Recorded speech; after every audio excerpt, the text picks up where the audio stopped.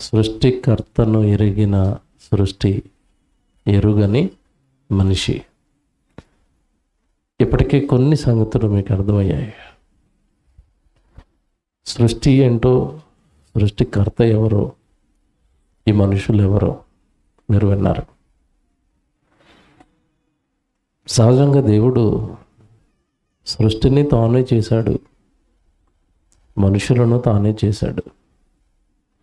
విచిత్రం ఏంటో, సృష్టి అయితే తాను చేసిన తన యజమానుడికి లోబడింది.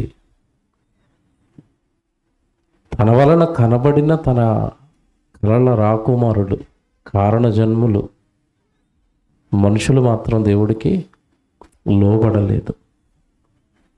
ఇకపోతే ఆ టైటిల్లో ఒక పదం మీకు కనపడుతుంది, ఎరుగుట అన్న పదం, ఎరగటం అన్న పదం. కాస్త లోతుగా పదం యొక్క అర్థం ఏంటి, భావం ఏంటి అని ఆలోచిస్తే, ఎరుగుట అన్న పదానికి ఉన్న అర్థం లేదా దాని భావం మీరు ఆలోచిస్తే, గుర్తించటం, నేర్చుకోవటం లేదా తెలుసుకోవటం అన్న నానార్థాలను ఆ పదం ఇస్తుంది. ఎరగటం అన్న పదంలో అంత అర్థం ఉంది. ఎరగటం అంటే నేర్చుకోవటం, తెలుసుకోవటం, గుర్తించటం. మరి సృష్టి దేవుడి గురించి నేర్చుకుందా, సృష్టి ఎరిగిందా, సృష్టి దేవుడిని బాగా అర్థం చేసుకుందా అంటే చేసుకుందండి. సృష్టిలో ఉన్న ప్రతిదీ కూడా దేవుడికి లోబడే బ్రతుకుతుంది, ఒక్క మనిషి తప్ప. ఎందుకు ఇలా జరిగింది? అసలు సృష్టికర్తను ఎరగటం అంటే ఏంటి, సృష్టికర్తను తెలుసుకోవటం అంటే ఏంటి, అసలు సృష్టి తెలుసుకుంది అని మనం ఎలా చెబుతాం, మనిషి ఎరగలేదు అని మనం దేనిని బట్టి చెబుతాం? ఎందుకంటే ఎరగటం అంటే తెలుసుకోవటం కదండి. మరి మనుషులకు దేవుడు తెలియకపోవటం ఏంటి? దేవుడు అన్న పదం అందరికీ తెలుసు కదా. ఎక్కడో నాస్తికులు, హేతువాదులు తప్ప మిగతా వాళ్ళందరూ దేవుడు ఉన్నాడు అని అంటున్నారు కదా. మీరు దేవుడిని ఎరగటం లేదు అంటున్నారు అని మీరు అనుకోవచ్చు.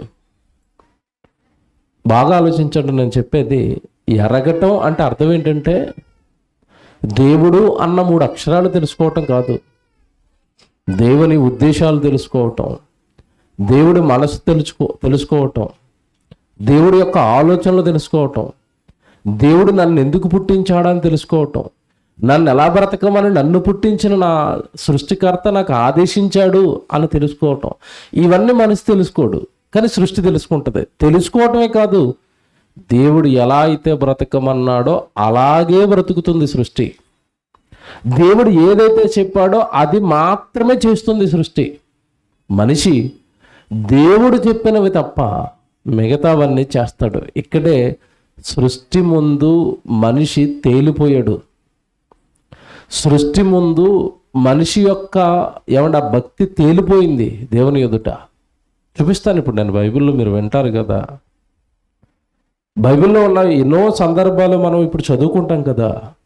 బైబిల్ లోపలికి వెళ్ళిన తర్వాత ఎన్నో విషయాలు మనకు అర్థమవుతాయి కదా. ఏమంటే దేవుణ్ణి ఎరగటం అంటే దేవుడు అన్న 3 అక్షరాలు తెలుసుకోవటం కాదు. ఏమండి మీకు మాట చెప్తాను మీకు అర్థం అవడానికి. ఎక్కడ కూర్చున్న మీ అందరికీ జగన్ గారు తెలుసా? తెలీదు అన్నవాళ్ళు చేయలేపండి, ఒక్క చేయలేకదు. నాకు జగన్ గారు తెలీదు ఉన్నారు ఎవరైనా? నిజంగా మీకు జగన్ గారు తెలుసా? అడుగుతున్నాను, మళ్ళీ జాగ్రత్తగా వినండి. మీకు జగన్ గారు తెలుసా? తెలుసు. ఏమని తెలుసు? ఏముందండి, ముఖ్యమంత్రి గారు అని తెలుసు. ఏమంటే వైఎస్ రాజశేఖర రెడ్డి గారి కొడుకు అని తెలుసు, అంతేనా? జగన్ గారి ఫేవరెట్ ఫుడ్ ఏంటో చెప్పండి ఎవరైనా ఇక్కడ కూర్చున్న వాళ్ళు. జగన్ గారు బాగా ఇష్టంగా ఏం తింటారు తెలుసా? తెలుసా? హాలిడే వచ్చినప్పుడు జగన్ గారు ఏ ఊరికి వెళ్తారు తెలుసా? జగన్ గారు ప్రతిరోజు డైట్ సిస్టమ్ ఏంటి, ఏ భోజనం చేస్తారు తెలుసా? తెలీదు. జగన్ గారికి ఏ రంగు బట్టలు అంటే ఇష్టం తెలుసా? తెలీదు. జగన్ గారికి ఉన్న పిల్లలిద్దరిలో ఎవరిని బాగా ఇష్టపడతారు తెలుసా? తెలీదు. అన్నట్లుగా ఒకటే ఆన్సర్ మీరు చెప్పేది ఏంటి? మరి ముందు తెలుసా అన్నారు. జగన్ గారు తెలుసు అంటే తెలుసు అన్నారు కదా. ఏం తెలుసు అంటే జగన్ గారు అంటే ముఖ్యమంత్రి. దేవుడి గురించి ఏం తెలుసు? దేవుడు అంట ఎక్కడ ఉంటాడు తెలీదు. ఇప్పుడు ఏం చేస్తున్నాడు తెలీదు. మనుషుల గురించి ఏమనుకున్నాడు తెలీదు. ఆయనకి ఎప్పుడైనా కోపం వస్తుందా తెలీదు. ఎందుకంటే దేవుడు అనగానే మన వాళ్ళు ఎలాంటి సినిమాలు తీశారంటే ప్రేమమయుడు, ధర్ణామయుడు, కరుణామయుడు, శాంతి సందేశం. అంటే నువ్వేం చేసినా సరే ఇంకా అలా చేతులు చాపుకొని నేను దయామయుడిని అంటాడు. అంతేనా? అంతే కదండి. అంటే ఒక్క మాటలో చెప్పాలి అంటే దేవుడి గురించి మిడిమిడి జ్ఞానంతో ఉండిపోయారు. దేవుడి ఇష్టాలేమీ తెలీదు, దేవుడి సంతోషాలేమీ తెలీదు, దేవుడి కోపమో తెలీదు, దేవుడు ఎందుకు కన్నాడో తెలీదు, ఎలా బ్రతకమన్నాడో తెలీదు, ఏం చేస్తే దేవుడికి ఇష్టలుగా మారతామో తెలీదు, మరణం తర్వాత ఎవరిని తన యొద్దకు చేర్చుకుంటాడో తెలీదు, అసలు ఈ లోకానికి ఎందుకు పంపాడో తెలీదు, ఏమీ తెలీదు. దేవుడు తెలుసా అంటే ఏమంటారు అందరూ? తెలుసండి. ఇందా జగన్ గారు తెలుసంట, తెలుసండి అన్నారు కదా. అంతే. సృష్టి చెబుతుంది దేవుడిని ఎలా తెలుసుకోవాలో.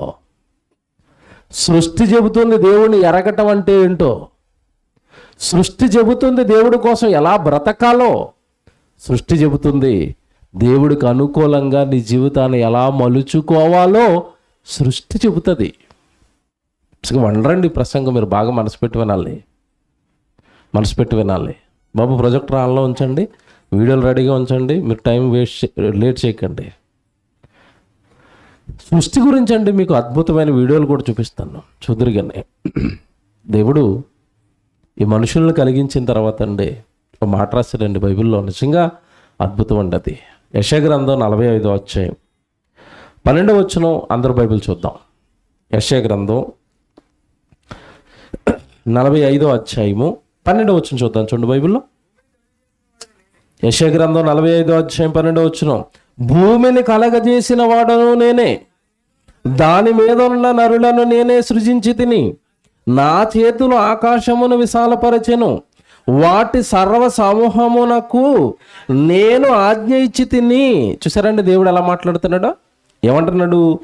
భూమిని కలగజేసిన వాడను నేనే, దాని మీద ఉన్న నరులను నేనే సృజించి తిని.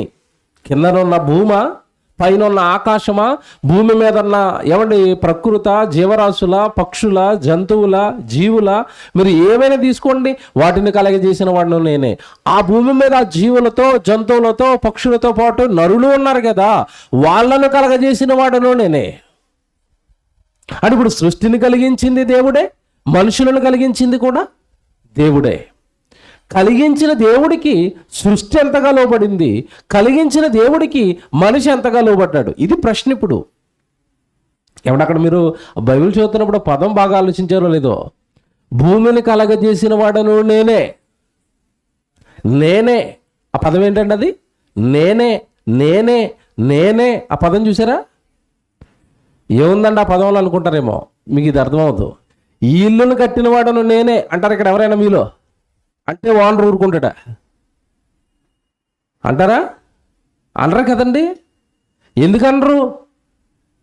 నేనే అనాలి అంటే దాన్ని కట్టడానికి కష్టపడి ఉండాలి.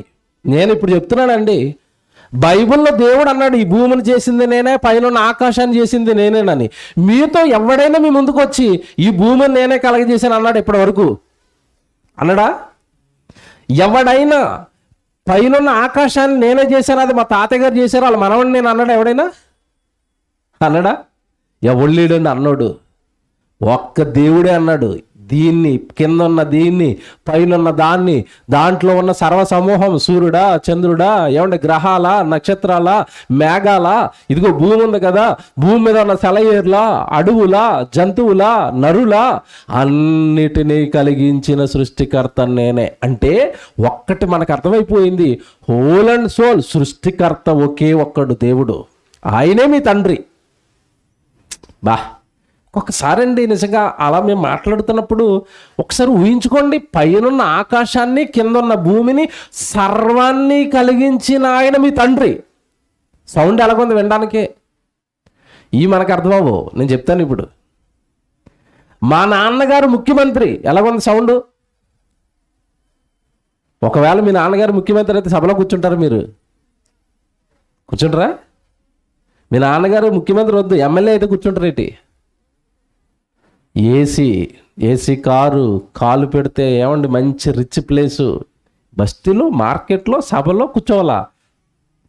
అదిగా అన్నాడేమో దేవుడు అనిపిస్తూ ఉంటుందండి అప్పుడప్పుడు. పేదలైన మీరు ఎందుకు కూర్చున్నారు చెప్పండి? ఇక్కడ పేదలు కనుక, ధనవంతులు అయితే కూర్చుంటారా? సోనియా గాంధీ గారు మనవడు అనుకోండి, మీరు కూర్చుంటారు ఇక్కడ? పేదలైన మీరు ధన్యులు, నా దగ్గరకు వస్తారు, మీరే ధన్యులు, మీరే వింటారు నా గురించి. అందుకే అంటాడు, ఒకని కలిమి విస్తరించుట వాని జీవానికి మూలం కాదు. రారు నా దగ్గరికి. కలిమి విస్తరించిందా దేవునికి దూరం అయిపోతారు. అందుకే దేవుడి దగ్గరికి వచ్చి మనం ఏం కోరుకోవాలో తెలుసు ఎప్పుడు? మీరు చెప్పండి, దీన్ని బట్టి ఏం కోరుకోవాలి? ఎప్పుడు నన్ను పేదోడిలాగే ఉంచు ప్రభు అనాలి. కానీ మనం ఏమంటాం దేవుడి దగ్గరికి వచ్చి? అవతల 2 ఫ్లోర్లు వేసాడు ప్రభు, నేను 4 వేసేయాలి. ఇదేంటిది? 4 వేసిన తర్వాత పక్కన ఇంకోటి కడతావు, ఆ పక్కన ఇంకోటి కడతావు, ఆ మెయింటెనెన్స్లోనూ ఆ రెంట్లు వసూలు చేసుకోవడానికి ఇంక గుడికి రావు నువ్వు. అర్థమైంది? ఇప్పుడు మీకు షార్ట్కట్లో చెప్పేశాను. మరి బిజీ కదా, ఆస్తి పెరిగిపోయింది, మరి చూసుకోవాలి కదా. ఎవడొచ్చి ఏ బిల్డింగ్ కబ్జా చేసేస్తాడో, ఎవడే ఏ బిల్డింగ్ని పాడు చేసేస్తున్నాడో, అక్కడ పంట ఏమైపోతుందో, ఇక్కడ బిజినెస్ ఏమైపోతుందో, వెనకాల ఏమండి మరి వ్యాపారం పెట్టాను ఆ షాప్ ఏమైపోతుందో, ఏమండి రావట్లేదంటే మీకు తెలుసు కదా అన్నయ్య, బిజీ అయిపోయింది మధ్యకాలంలో, తెలుసు కదా మీకు ఖాళీగా ఉండని. అంత బిజీగా ఏం చేస్తున్నావు? అంత బిజీగా ఏం చేస్తున్నావు? బాగా ఆలోచిద్దామండి దేవుడి గురించి. భలే ఉంటుంది ఈరోజు. సృష్టి అండి నిజంగా టాప్ అండి. అది దేవుడికి బాగా నచ్చిందండి సృష్టి. ఎందుకంటే దానిని కలిగించింది డే 1. సృష్టిని కలిగించిన డే 1 మొదలుకొని ఎప్పటి వరకు, స్టిల్ ఎప్పటి వరకు కూడా అది దేవుడిని సంతోషపెడుతూనే ఉంది, దేవుడిని ఆనంద పెడుతూనే ఉంది, దేవుడు చెప్పింది శిరసావహిస్తూనే ఉంది. కానీ మనిషేనండి దేవుడి మాటకు లోబడడు, దేవుడు చెప్పింది వినడు, దేవుడిని లెక్క చేయడు. దేవుడు బైబిల్లో రాయించిన మాటలు కొన్ని నమ్ముతాడు, కొన్ని నమ్మడు. అర్థమైందా మీకు? అన్ని నమ్ముతారా? అన్ని నమ్ముతారా? బైబిల్లో ఉన్నవి అన్నీ నమ్ముతారండి. ఒకవేళ నమ్మితే జనవరి 1వ తారీఖున ఆశీర్వాదాల పేరుతో దీవిస్తాడు అని మాత్రం ఎందుకు తీసుకున్నారు? నరకమున వారి పురుగు చావదు, అగ్ని ఆరదు. ఎప్పుడైనా వాగ్దానం వచ్చిందా? అదని మరి బైబిల్లో లేదా? అది ఉంది. మరి అది ఎందుకు రాసుకోలేదంటే అది నాకు ఇష్టం ఉండదు, రాయకండి అయ్యగారు వాగ్దానాల్లో దాన్ని. మరి ఏం చేయాలి? నువ్వు అడుగుపెట్టిన దేశం వల్ల నీదే అనాలి. చూడగానే నీకు ఎలాగుంటుంది మనసు? అమ్మయ్య, ఏ దేశం ఇస్తాడు ఇంతకీ? పాకిస్తాన్ ఇస్తాడా? ఆస్ట్రేలియా దేశం ఇస్తాడా? అవి ఎప్పుడూ అబ్రహాముకి భక్తులకి ఇచ్చినవండి, మీవి కాదండి. పెద్ద పెద్ద సబ్జెక్టులు ఇవి. అందుకే కాలేజీకి రండి, మీకు దగ్గరలోనే ఉంది. సిబిటికి రండి, బైబిల్ బాగా నేర్చుకోండి, పట్టు సంపాదిస్తారు బైబిల్ పైన. ఏదేంటో మనకు అర్థమవుతుంది. ఎందుకంటే ఇంతకాలం వాక్యాలు చదివాం కానీ మనకి ఏం అర్థం అవ్వలేదండి. కారణం నేర్చుకోక అర్థం అవ్వలేదు అంతే. అందుకే బైబిల్ను కాలేజీలో సిబిటీలో ఏం చేస్తారు అంటే పాఠాలుగా విడగొట్టి నేర్పిస్తారు. బైబిల్ అనగానేమి, అది ఎలా చదవాలి, కయ్యోనుకు భార్య ఎక్కడి నుండి వచ్చింది, హేబేలు మొదలుకొని మరణించిన వారంతా పరలోకం వెళ్ళిపోయారా. సరే, ఇవన్నీ బైబిల్లో ఉన్న మనకు అర్థం కాని సంగతులన్నీ పాఠాలుగా విడగొట్టి అక్కడ నేర్పిస్తున్నారు కళాశాలలో. మీరు నేర్చుకుంటే నేను చెప్తున్న ప్రతి మాట మీకు ఇంకా బాగా అర్థమవుతుంది. కనుక దేవుని పిల్లలారా, బైబిల్ నేర్చుకుంటేనే దేవుడు అర్థమవుతాడు, దేవుడి ఉద్దేశాలు అర్థమవుతాయి, దేవుడి ఆలోచనలు అర్థమవుతాయి. సృష్టిని కలిగించింది ఆయనే, భూమి మీద నరులను కలిగించింది కూడా ఆయనే. మరి ఆయన కలిగించినప్పుడు ఆయన ఉద్దేశాలు ఏంటి, ఆయన ఆలోచనలు ఏంటి, అసలు నన్నెందుకు దేవుడు కలిగించాడు అని మనిషి ఏమైనా తెలుసుకున్నాడా అంటే తెలుసుకోలేదు. మరి ప్రకృతి గుర్తించిందా తన జన్మ పరమార్థం? ఒక కోడి ఎందుకు పుట్టిందో కోడికి తెలుసు, ఒక మేక అది ఎందుకు పుట్టిందో దానికి తెలుసు. ప్రతి జీవి, ప్రతి పక్షి అవి ఎందుకు పుట్టాయో వాటి జన్మ పరమార్థం తెలుసు. ఇంకా మీకు బాగా ఆలోచించే అర్థం కావాలి అంటే మీ కళ్ళ ముందున్న చెట్ల వాటికి కూడా దేవుడు అంటే ఏంటో తెలుసు, వాటి జన్మ పరమార్థం కూడా వాటికి తెలుసు. ఇప్పుడు దేవుడిని ఎరగటం అంటే అర్థం ఏంటంటే ఇలా చెప్పాను కదా ప్రారంభంలో, దేవుడన్న 3 మొక్కలు తెలుసుకోవడం కాదు, అసలు నన్నెందుకు దేవుడు పుట్టించాడు అన్నది నీకేమైనా ఇప్పటికి అర్థమైందా? నిజంగా నువ్వు దేవుడిని ఎరిగితే, దేవుడిని నమ్మితే, నేను ఎందుకు పుట్టానని ఎప్పుడైనా దేవుడిని అడిగారా? బైబిల్ చదివారా? బైబిల్లో దేవా నన్ను ఎందుకు పుట్టించారని దేవుడుగా మీరు రాయించారో నాకు చెప్పండి, వాటి ప్రకారమే నేను బ్రతుకుతానని ఎప్పుడైనా అన్నారా? కానీ సృష్టి అలా కాదండి, టాప్ అండి. వాటిని దేవుడు ఎందుకు చేశాడో వాటికి బాగా తెలుసు. బైబిల్లో ఉందా? బైబిల్లో ఉంది. ఒక సందర్భాన్ని చూపిస్తాను నేను. ఏమండి, న్యాయాధిపతుల గ్రంథం ఒకసారి బైబిల్ చూద్దాం. మంచి సందర్భం ఒకటి దేవుడు మన కోసం రాయించాడేమో అనిపిస్తుందండి ఇది. న్యాయాధిపతుల గ్రంథం 9వ అధ్యాయము ఏమండి 8వ వచనం చూద్దాం. న్యాయాధిపతుల గ్రంథం 9వ అధ్యాయము ఏమండి 8వ వచనం చూద్దాం. చెట్లు తమ మీద రాజుగా ఒకరిని అభిషేకించుకొనవలెననుకొని మనసు కలిగి బయలుదేరాయట. చెట్లట అందరి మీద రాజు ఉన్నాడు, మాకు కూడా రాజు ఉండాలి అని మనసు కలిగి బయలుదేరాయట. బయలుదేరి ఒక చెట్టు దగ్గరికి వెళ్ళాయట. 9వ వచనంలో చెప్తున్నారు, మమ్మను ఏలుమని ఒలీవ చెట్టును అడగగా. న్యాయాధిపతుల గ్రంథం 9వ అధ్యాయము 9వ వచనం చదివారు. న్యాయాధిపతుల గ్రంథం 9వ అధ్యాయము 9వ వచనం. ఇప్పుడు చెట్లు మనసు కలిగాయట. చెట్లన్నిటికీ ఒక ఆలోచన వచ్చిందట, మా మీద ఒక రాజు ఉంటే బాగున్ను, మమ్మల్ని కూడా ఒక అతను పరిపాలిస్తే బాగున్ను, మాకు కూడా చక్కగా రాజు ఉన్నాడని చెప్పుకోవడానికి మాకు ఎవరో ఒకరు ఉంటే బాగున్ను అని మనస్సు కలిగి బయలుదేరాయట. బయలుదేరి ఇవన్నీ మాట్లాడుకుంటూ మరి ఒక చెట్టు దగ్గరికి ఏమండి వెళ్ళి మాట్లాడుతానట. ఏమని? ఏ చెట్టు దగ్గరికి వెళ్ళాయట? ఒలీవ చెట్టు దగ్గరికి వెళ్ళాయట. ఒలీవ చెట్టు దగ్గరికి వెళ్ళి ఒలీవ చెట్టును అడిగాయట. ఏమని అడుగుతున్నాయి? నువ్వు మా అమ్మను ఏలు, నువ్వు మా మీద రాజుగా ఉండు, మా మీద పెత్తనం చేయి, మాకు ఏ కష్టం రాకుండా చూసుకో. రాజు అంటే అంతే కదండి. రాజు ఏం చేస్తాడు చెప్పండి? పరిపాలన చేస్తాడు, బాగోగులు చూసుకుంటాడు. నువ్వు మా మీద రాజుగా ఉండు, మమ్మల్ని ఏలు అని అడుగుతున్నాయట. మమ్మల్ని ఏలుమని ఒలీవ చెట్టును అడగగా ఒలీవ చెట్టు దేవునిని మానవులను. ఇప్పుడు ఒలీవ చెట్టు ఆ చెట్లన్నిటితోనూ మాట్లాడుతుంది రివర్స్లో. ఏంటి నా దగ్గరికి వచ్చి నన్ను రాజుగా ఉండమంటున్నారా? నేను మీ మీద రాజుగా ఉండాలా? అసలు నేను ఎందుకు పుట్టానో తెలుసా? దేవుడు ఒలీవ చెట్టుగా నాకు జన్మను ఎందుకు ఇచ్చాడో తెలుసా? చెట్టు మాట్లాడడం జాగ్రత్తగా వినండి. నేను దేవునిని మానవులను దేని వలన నరులు సన్మానించుదురో ఆనా తైలమును ఇయ్యక మాని చెట్ల మీద రాజునయ్యుండి ఇటు అటు ఊగుటకు నేను వచ్చేదనా అని వాటితో అనెను. బా, మీరు లోతుగా ఆలోచించాలి. ఇక్కడ ఒక మైండ్ బ్లోయింగ్ సంగతి ఒకటి మాట్లాడుతుంది చెట్టు. నాకు నరులు తెలుసు, పైన దేవుడు తెలుసు. ఎవరికి? చెట్టుకి. నేను మిమ్మల్ని అడుగుతున్నాను, ప్రతిరోజు మీరు చెట్టు తిరుగుతున్నారు కదా, మనకి చెట్టు తెలుసు. ఈ చెట్టు దేవుడికి అనుకూలంగా బ్రతుకుతుందని తెలుసా మీకు? తెలుసా? ఏమంటే చాలా మందికి దేవుడు తెలుసు. ఏమంటే దేవుడు తెలుసు, దేవుడికి ప్రకృతికి ఉన్న సంబంధం అసలు తెలియదండి చాలామందికి. చాలా కోఆర్డినేషన్తో పనిచేస్తాయి ఇవి దేవుడితో. మీ ఇంటి ముందున్న చెట్టు సామాన్యమైన చెట్టు అనుకుంటున్నావేమో, అది ఎందుకు పుట్టిందో దానికి తెలుసు. దానిని పుట్టించిన దేవుడు ఉన్నాడని కూడా దానికి తెలుసు. ఈ భూమి మీద నరులందరికీ నండి దేవుడు నన్ను పుట్టించాడు, ఈ చెట్టును దేవుడు పుట్టించాడని నరులకు తెలుసా? అందరికీ తెలుసా? ఇప్పుడు మీరు బైబిల్ దగ్గరికి వచ్చారు కనుక సృష్టికర్త ఉన్నాడని మీకు అర్థమైంది. ఇప్పుడు ఎవరికైనా తెలుసండి? చెట్టును చేసిన ఆయన ఒక ఆయన ఉన్నాడని తెలుసా? చెట్టుకు దేవుడు తెలుసు, నరులు తెలుసు. విచిత్రం ఏంటంటే ఈరోజు భూమి మీద ఉన్న మనుషులకి చెట్టు తెలుసు, దేవుడు తెలీదు. ఇప్పుడు మనం బెటరా చెట్టు బెటరా చెప్పండి? దేవునిని మానవులను నరులు ఏ తైలంతో అయితే సన్మానిస్తారో, ఒలివ తైలం, ఒలివ నూనె, అది నేను ఇవ్వడానికి పుట్టాను, ఆ పని చేస్తాను. ఆ పని కోసమే దేవుడు నాకు జన్మిచ్చాడు, ఒలివ చెట్టుగా జన్మిచ్చాడు. పనికిరాని చెట్టుగా నన్ను పుట్టించలేదు.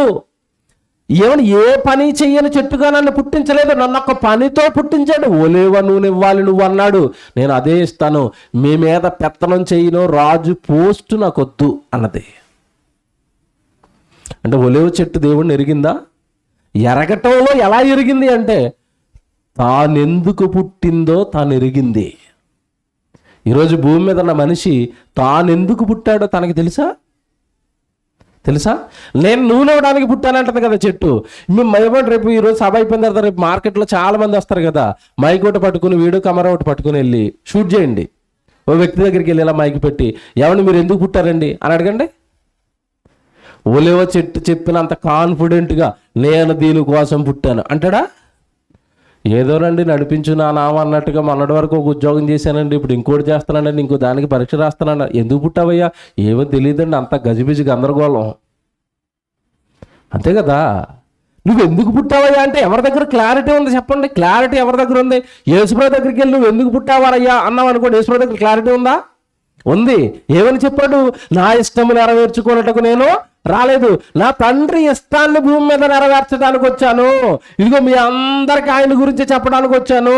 మీ పాపాల నిమిత్తం నేను చచ్చిపోవడానికి పుట్టాను. యేసుప్రభుకు తెలిసిందా? తెలిసింది. ఇప్పుడు అంత క్లారిటీ జీవితం మీద, బ్రతుకు మీద, భూమి మీద ఉన్న ఏ మనిషికైనా ఉందా? ఉందా? లేదండి. ఒలివ చెట్టు అంటుంది, నేను ఒలివ తైలం ఇవ్వడానికే దేవుడు నన్ను పుట్టించాడు, ఆ పని చేస్తాను, వేరే పని నేను చేయను. నాకు రాచరికం పోస్టులు ఇచ్చి నన్ను డైవర్ట్ చేయొద్దు దేవుడి పనిలో నుంచి. దేవుడు నన్ను ఎందుకోసమైతే పుట్టించాడో ఆ పనిలో నుంచి నన్ను పక్కకు జరపొద్దు. చెట్లు అనుకున్నాయి, అమాయకురాలండి ఒలివ చెట్టు, పెద్ద రాచరికం, రాజు పోస్ట్ ఇస్తానంటే అసలు బుద్ధి లేదు దీనికి, ఈ చెట్టుకి. ఊరుకోండి, ఈ చెట్టే ఒకటి ఉంది, ఇంకో చెట్టు దగ్గరికి వెళ్దామని నెక్స్ట్ చెట్లు మార్చాయి. ఏ చెట్టు దగ్గరికి వెళ్ళాయి? అంజూరపు చెట్టు దగ్గరికి వెళ్ళాయట. మీరు చదువుకోండి, కింద ఉంటుందండి. అంజూరపు చెట్టు దగ్గరికి వెళ్తే అంజూరపు చెట్టు అంటుంది, నేను రాజుగా ఉండాలా? చిచ్చిచ్చి, నేనెందుకు పుట్టానో కూడా నాకు క్లారిటీ ఉంది. నేను నా మాధుర్యమైన పళ్ళు, అంజూరపు పళ్ళు నరులకి ఇవ్వడానికి పుట్టాను. అంజూరపు చెట్టును చూడగానే అబ్బా ఇది అంజూరపు పండిస్తుందంటే తింటే సూపర్ అండి బాబు అని ప్రజలు, భూమి మీద ఉన్న తన పిల్లలు నా పళ్ళు తిని వాళ్ళు ఆనందపడాలని దేవుడు నన్ను పళ్ళు కాయమని ఇచ్చాడు. మీరేంటి రాజుగా వేరే ఎక్స్ట్రా పోస్ట్ ఇస్తానంటున్నారు? మామిడి చెట్టు మామిడి పళ్ళు ఇవ్వడానికి పుట్టింది. జామ చెట్టు జామకాయలు ఇవ్వడానికి పుట్టింది. ఏమండి పళ్ళన్నీ ఎవరి కోసం కాస్తున్నాయి? ఇవన్నీ మీరు నాకు బాగా చెప్పాలి. ఎవరి కోసం కాస్తున్నాయి? మన కోసం కదండి. మామిడికాయ మన కోసం కదండి, అంజూరపు పండు మన కోసం కదండి, జామ పండు మన కోసం కదండి, ఒక యాపిల్ పండు మన కోసం కదండి.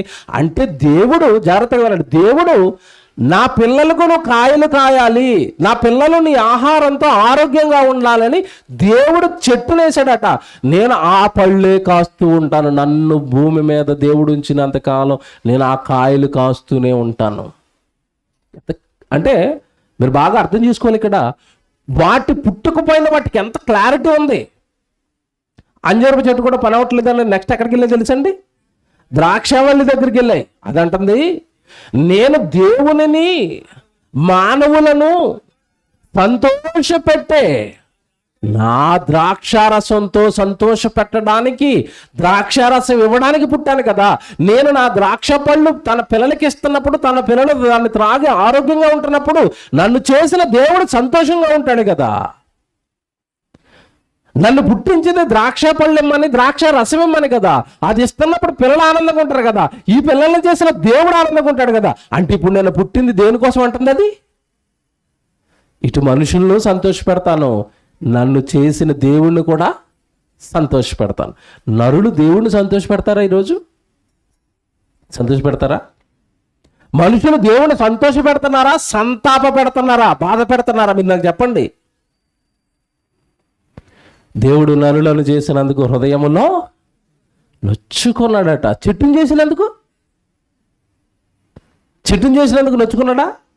నొచ్చుకోలేదు. పక్షిని చేసినందుకు నొచ్చుకున్నాడా? నొచ్చుకోలేదు. మనిషిని చేసినందుకు గుండె నొప్పి తెప్పించారండి దేవుడికి. హార్ట్ అటాక్ తెప్పించారు ఈ మనుషులు. ఎందుకు కన్నాను రా బాబు వీళ్ళని? ఒక్కడు తిన్నగా ఉండడు, ఒక్కడు తిన్నగా మాట్లాడు, ఒక్కడు కూడా దైవత్వంతో బ్రతకడు, ఒక్కడికి కూడా దేవుడు అన్న భయం లేదు, ఒక్కడికి కూడా నేను ఎందుకు పుట్టాను అది చేస్తాను, దేవుడిని సంతోషపెడతానన్న జీవితం లేదు. ఓ వీడియో రెడీ చేయండి. ఏమన్నా ఇదంతా బైబిల్ చదువుతున్నప్పుడు అండి, మీరు ఎప్పుడు కూడా, ఇప్పుడు మీరు మన బైబిల్ తెలుసు కనుక, మన బైబిల్ చదువుకుంటున్నాం కనుక, బైబిల్లో ఉన్న ప్రతిదీ మనం నమ్ముతాం కనుక, నిజమేనండి అక్కడ చెట్లు మాట్లాడుతున్నాయి, అవి నిజంగా దేవుడి కోసం పుట్టానంటున్నాయి కనుక మనం నమ్ముతాం. ఇదే మీరు అన్నిటి దగ్గరికి, ఏమంటే దేవుడు బైబిల్ దగ్గరికి రాని వాళ్ళ దగ్గరికి వెళ్ళి చెట్లు మాట్లాడుకుంటున్నాయండి అన్నారని కూడా వాళ్ళు ఏమంటారు చెప్పండి? మిమ్మల్ని చూసి ఎలా చూస్తారు వాళ్ళు? చెట్ల మాట్లాడుకోవటమా? వాళ్ళు ఏదో రాస్తారండి వాళ్ళ దేవుడు ఆ బైబిల్లో, అవి అన్నీ పట్టుకొచ్చి మా మీద రుద్దుతారండి. రుద్దుతున్నారా? బైబిల్ అర్థం కావాలి అంటే ముందు శాస్త్రాలు తెలియాలా, కారణం, ఈ భూమి మీద రాయబడిన శాస్త్రాలన్నీ ప్రకృతిని బట్టి రాస్తే ప్రకృతిని కలిగించింది ఎవరు? దేవుడు. నీకు ఈ శాస్త్రాల మీద కాస్త అవగాహన ఉంటే బైబిల్ చెబుతున్న ప్రతిదీ నీకు అర్థమవుతుంది. ఇందాక చెప్పాడు తొలి ప్రసంగంలో, ప్రకృతి అంతా దేవదూతలండి. ఏ సైన్సిస్ట్ కన్నా తెలుసా? అప్పట్లోనండి నీళ్లు మాట్లాడుకుంటున్నాయి అని ఒక శాస్త్రవేత్త వచ్చాడు. అందరూ పిచ్చుడి కింద చూశారు. నీళ్ళ మాట్లాడుకుంటాయి అంటే ప్రాక్టికల్గా ప్రూవ్ చేశాడండి.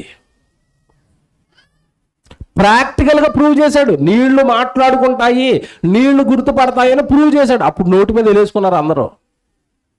బైబిల్లో నీళ్లను గుర్తుపెట్టిన సందర్భాలు లేవా?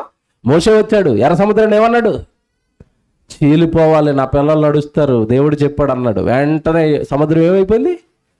మీరు కర్రాటికెళ్ళి గోదావరి మీద కొట్టండి, ఎవడరా నువ్వు అంటాయి.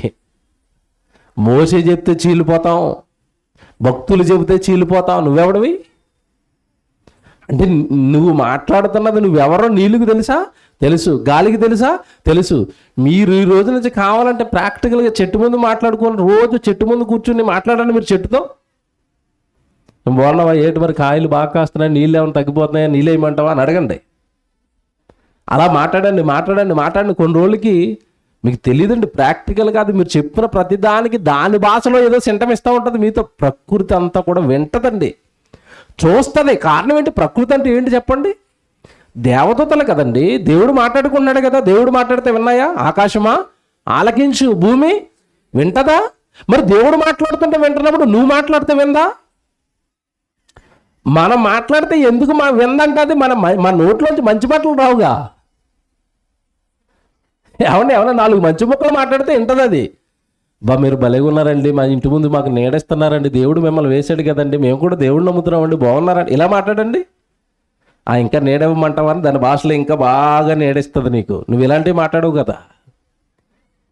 ఏంటి కాయట్లేదు ఏంటండి, ఏమన్నా మందు వేయమంటారని అడగండి. అబ్బాబు నువ్వు దేవుడిని తెలుసుకున్నావు బాబు, నీకు బాగా ఇస్తాను బాబు, 4 కాయలు ఎక్కువ కాస్తుంది. నువ్వెక్కడ మాట్లాడతావు? నీకు అంతా చూడగానే టక్కమంది అని కొట్టేలా, నరికేలా, తినేలా, చంపేలా. ఇది తప్ప దేవుడి కోసం పనిచేస్తుంది, దేవుడు వేశాడు, ఇది కనెక్షన్ వాటికి దేవుడికి ఉన్నట్టుగా మనకెక్కడుందండి? లేదండి. ఇప్పుడు చూపిస్తాను నీకు, మీకు భలే ఉంటాయండి ముందుకెళ్ళేసరికి సందర్భాలు.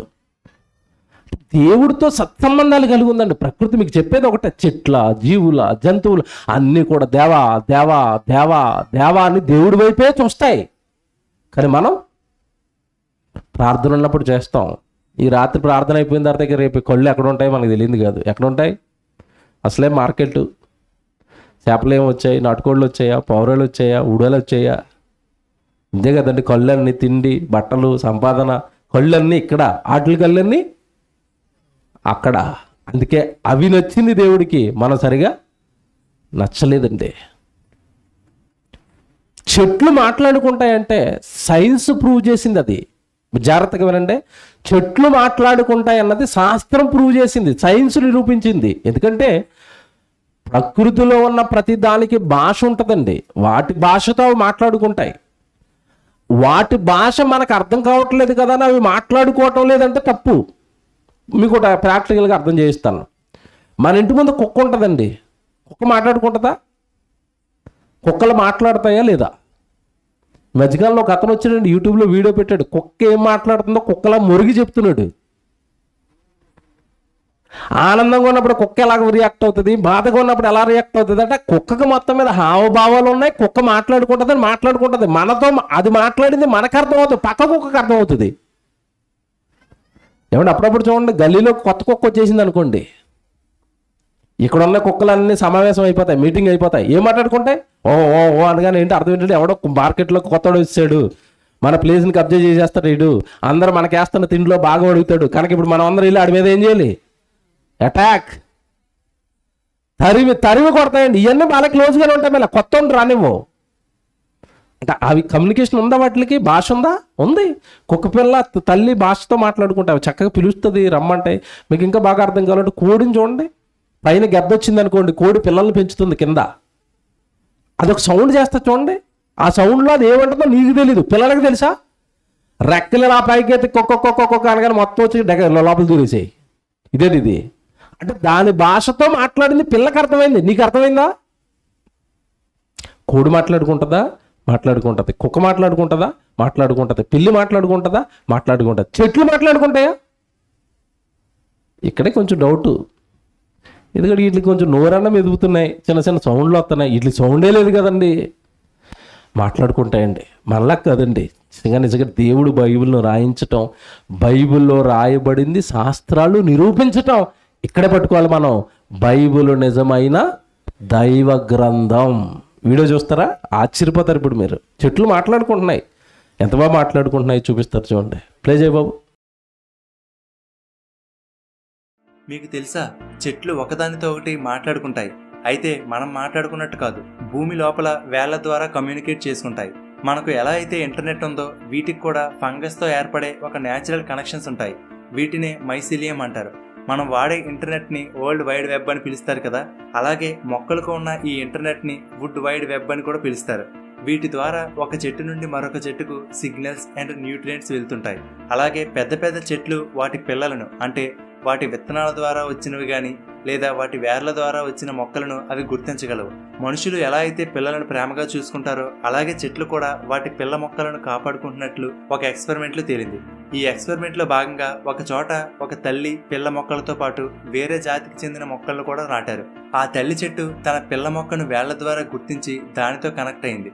అంతేకాదు, ఆ పిల్ల మొక్కలకు కావలసిన కార్బన్, నైట్రోజన్, వాటర్, ఫాస్ఫరస్, అల్లియల్ కెమికల్స్ ని కూడా వేళ్ల ద్వారా అందిస్తుంది. ఐసోటోప్ ట్రేసింగ్ ద్వారా మానిటర్ చేసినప్పుడు మొక్కలు ఈ పోషకాలను పంపుకుంటున్నట్లు సైంటిస్టులు గుర్తించారు. అలాగే ఆ పిల్ల మొక్కకు కాంపిటీషన్ అవ్వకూడదని ఆ పిల్ల మొక్క ఉన్న వైపుకు పెద్ద చెట్లు తమ వేళ్లను పంపకుండా పిల్ల మొక్కలకు ఎక్కువ స్పేస్ ఉండేలా చేస్తుంది. సో ఆ చుట్టుపక్కల ఉన్న పోషకాలన్నీ ఆ పిల్ల మొక్కకు అందుతాయి. ఇలా ఏ మొక్కలకైతే తల్లి మొక్కల నుండి పోషకాలు అందుతున్నాయో అవి సర్వైవ్ అయ్యే ఛాన్సెస్ 4 times పెరుగుతుందట. అలాగే తల్లి చెట్టు ఏదైనా చీడ వలన కానీ లేదా మరేదైనా కారణం వల్ల గాయపడినా లేదా చనిపోతుంటే మిగిలిన మొక్కలకు సిగ్నల్స్ని పంపి అలర్ట్ చేస్తుంది. అలాగే చనిపోయే చెట్టు దాని దగ్గర ఉన్న రీసోర్సెస్ని వేరే చెట్టుకు పంపిస్తుంది. సో ఈ విధంగా మనకు తెలియకుండానే భూమిలో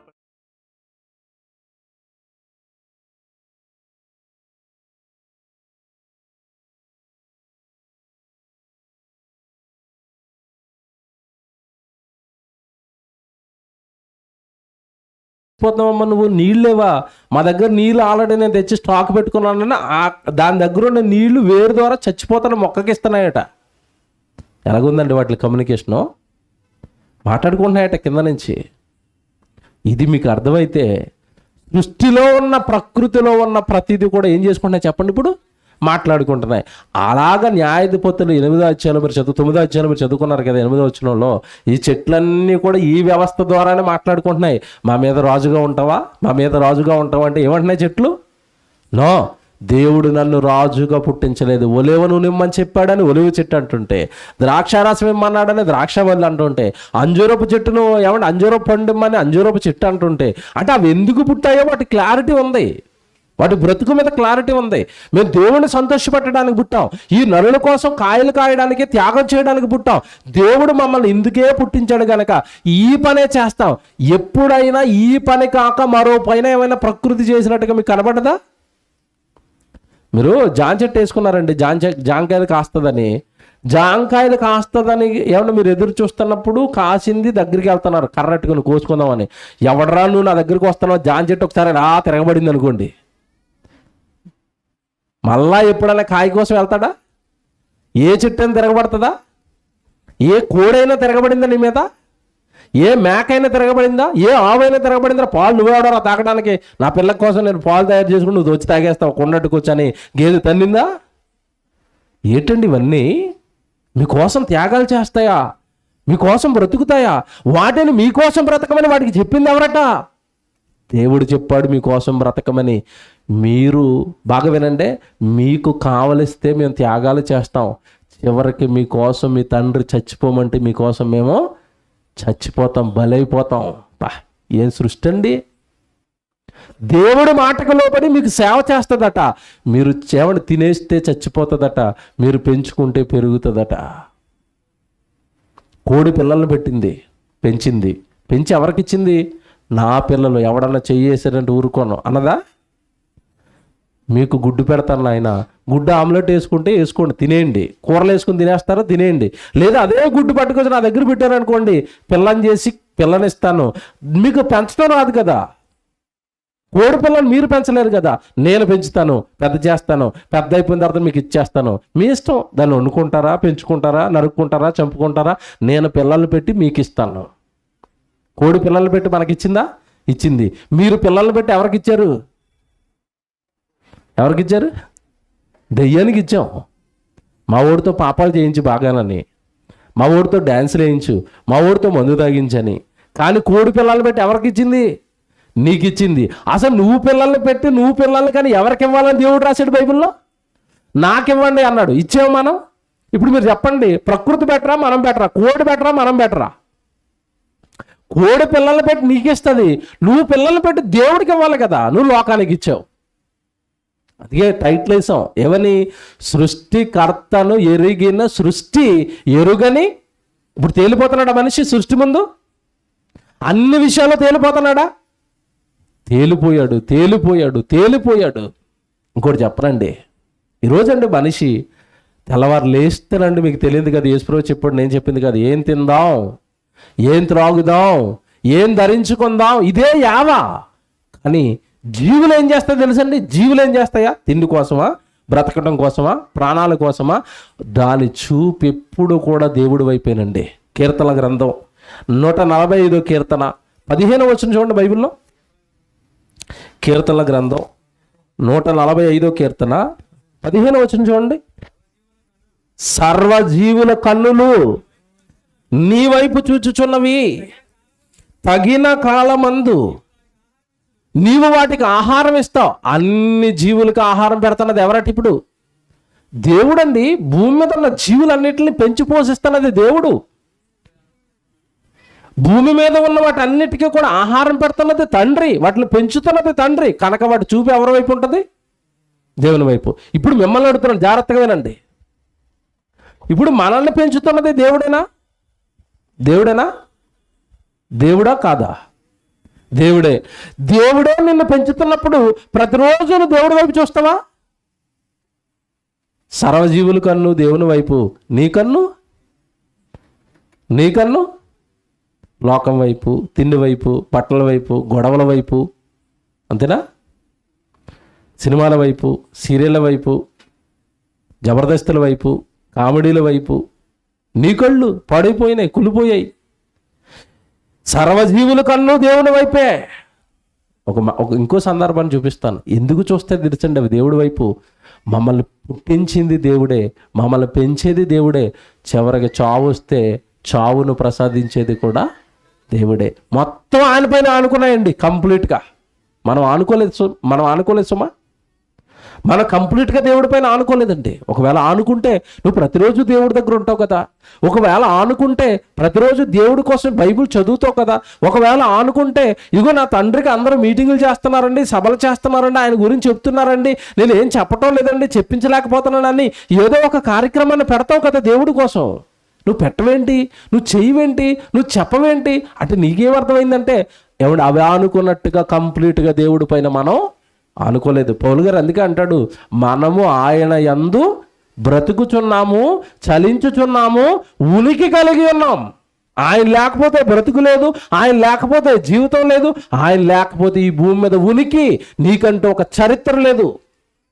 ఈ తాడేపల్లిగూడెంలో ఈ మార్కెట్లో నీ ఇల్లు ఉందన్నా, నువ్వు ఉన్నావన్నా, అసలు నిన్ను ఈ లోకంలోకి, మార్కెట్లోకి, ఇంట్లోకి పంపింది ఎవరు చెప్పండి? దేవుడు. తల్లి గర్భంలో పిండంగా ఉన్నప్పుడు నేను క్లోజ్ చేసేస్తే నువ్వు భూమి మీదకి వస్తావు. అసలు నీకు పేరు ఉంటుందా? నీకు కుటుంబం ఉంటుందా? నీకు ఒక ఇల్లు ఉంటుందా? ఆధార్ కార్డులో నీ పేరు ఉంటుందా? ఓటర్ కార్డులో నీ పేరు ఉంటుందా? నీకెక్కడది ఆధార్ కార్డు ఆయన లేకపోతే? నీకెక్కడది ఓటర్ కార్డు? అన్ని చిరిగిపోయిన ఎప్పుడో. అంటే ఆయన వలన బ్రతుకుతున్న మనుషులు ఆయన ఇష్టాలు తెలుసుకోరు.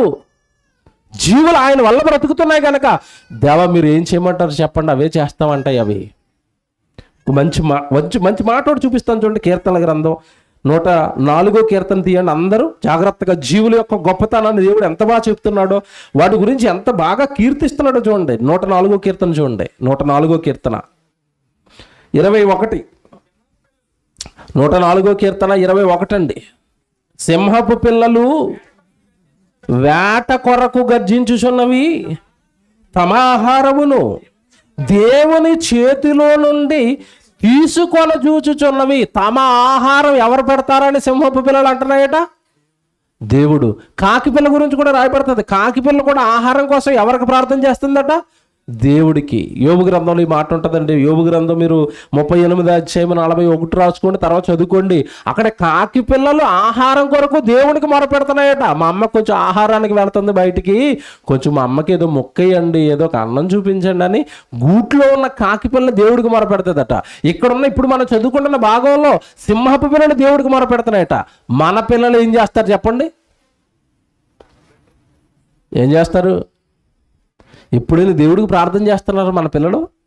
మీ పిల్లలు ఎప్పుడైనా దేవుడికి ప్రార్థన చేశారండి? కాకి పిల్లలు చేస్తాయట, సింహపు పిల్లలు చేస్తాయట. మన పిల్లలకి ఎప్పుడైనా ఒరే మనల్ని కన్నది దేవుడురా, మనం ఈరోజు 3 పూట్ల ఏమంటే ఆహారం తింటున్నామంటే కృప దేవుడిదిరా, ఒకప్పుడు మన తాత ముత్తాతలకు అన్నం లేదురా, ఆకలితో ఉండిపోయారా, ఈరోజు మనం చక్కగా ఉన్నామరా, ఈ స్థితినిచ్చింది దేవుడురా, అక్కడ మోకాళ్ళు లేరా, దేవుడికి ప్రార్థించరా అని మీ పిల్లలతో ఎప్పుడైనా మీ గృహాలలో ప్రార్థనలు చేయిస్తున్నారా? మీకు సూపర్ సీక్రెట్ చెప్తాను, వినండి, జాగ్రత్తగా వినండి. కుటుంబాలన్నీ కూడా, ఏ కుటుంబంలోనైతే పిల్లలు మోకాళ్ళు వేసి 3 పూట్ల ప్రార్థనలు చేస్తారో ఆ కుటుంబం దేవుడిలో గొప్పగా ఉంటుంది. రాసుకోండి ఇది. మీ పిల్లలు రాత్రి పగలు ఏమంటే ప్రతిసారి ఎప్పుడైతే దేవుడికి మోకాళ్ళు వేసి ప్రార్థనలు వచ్చి ఏమంటే ప్రార్థన దేవుడితో మాట్లాడుకునే స్థితిని మీ పిల్లల జీవితాలలో మీరు కల్పిస్తారో అప్పుడు మీ కుటుంబం బాగుంటుందండి. మీతో దేవుడు ఉంటాడు, మీ కుటుంబంతో దేవుడు ఉంటాడు. ఎందుకంటే బైబిల్ని బట్టి చెప్తున్నాను. ఏమంటే కాకి పిల్లలు ప్రార్థన చేయటం ఏంటి, ఏమంటే సింహపు పిల్లలు ప్రార్థన చేయటం ఏంటి, మన పిల్లలు టీవీల ముందు యూట్యూబ్ల ముందు కూర్చోవడం ఏంటండి? ఈ సిగ్గు అనిపించడం లేదు మనకి? కనీసం కాకి తన పిల్లలకి నేర్పుకున్న జ్ఞానమైన మన పిల్లలకి మనం నేర్పామా? ఒరే ప్రార్థన చేయరా, బైబిల్ చదువుకోరా, సండే స్కూల్కి వెళ్ళిపోరా అంటామా? చాలామంది అండి పెద్దవాళ్ళు గుడికి వస్తారండి, పిల్లల్ని సండే స్కూల్కి పంపరు, పక్కనే కూర్చోబెట్టుకుంటారు. ఆ సండే స్కూల్లోకి పంపరు అసలు. ఏమండి పేరు చూడండి, స్కూల్కి ఏం పేరు పెట్టారు? దేవుడి స్కూల్కి ఏం పేరు పెట్టారు? సండే స్కూల్ అట. అంటే వారానికి ఎన్ని రోజులు ఉంటుంది? ఒక్కరోజు. మీ బడి ఎన్ని రోజులు ఉంటుంది వారానికి?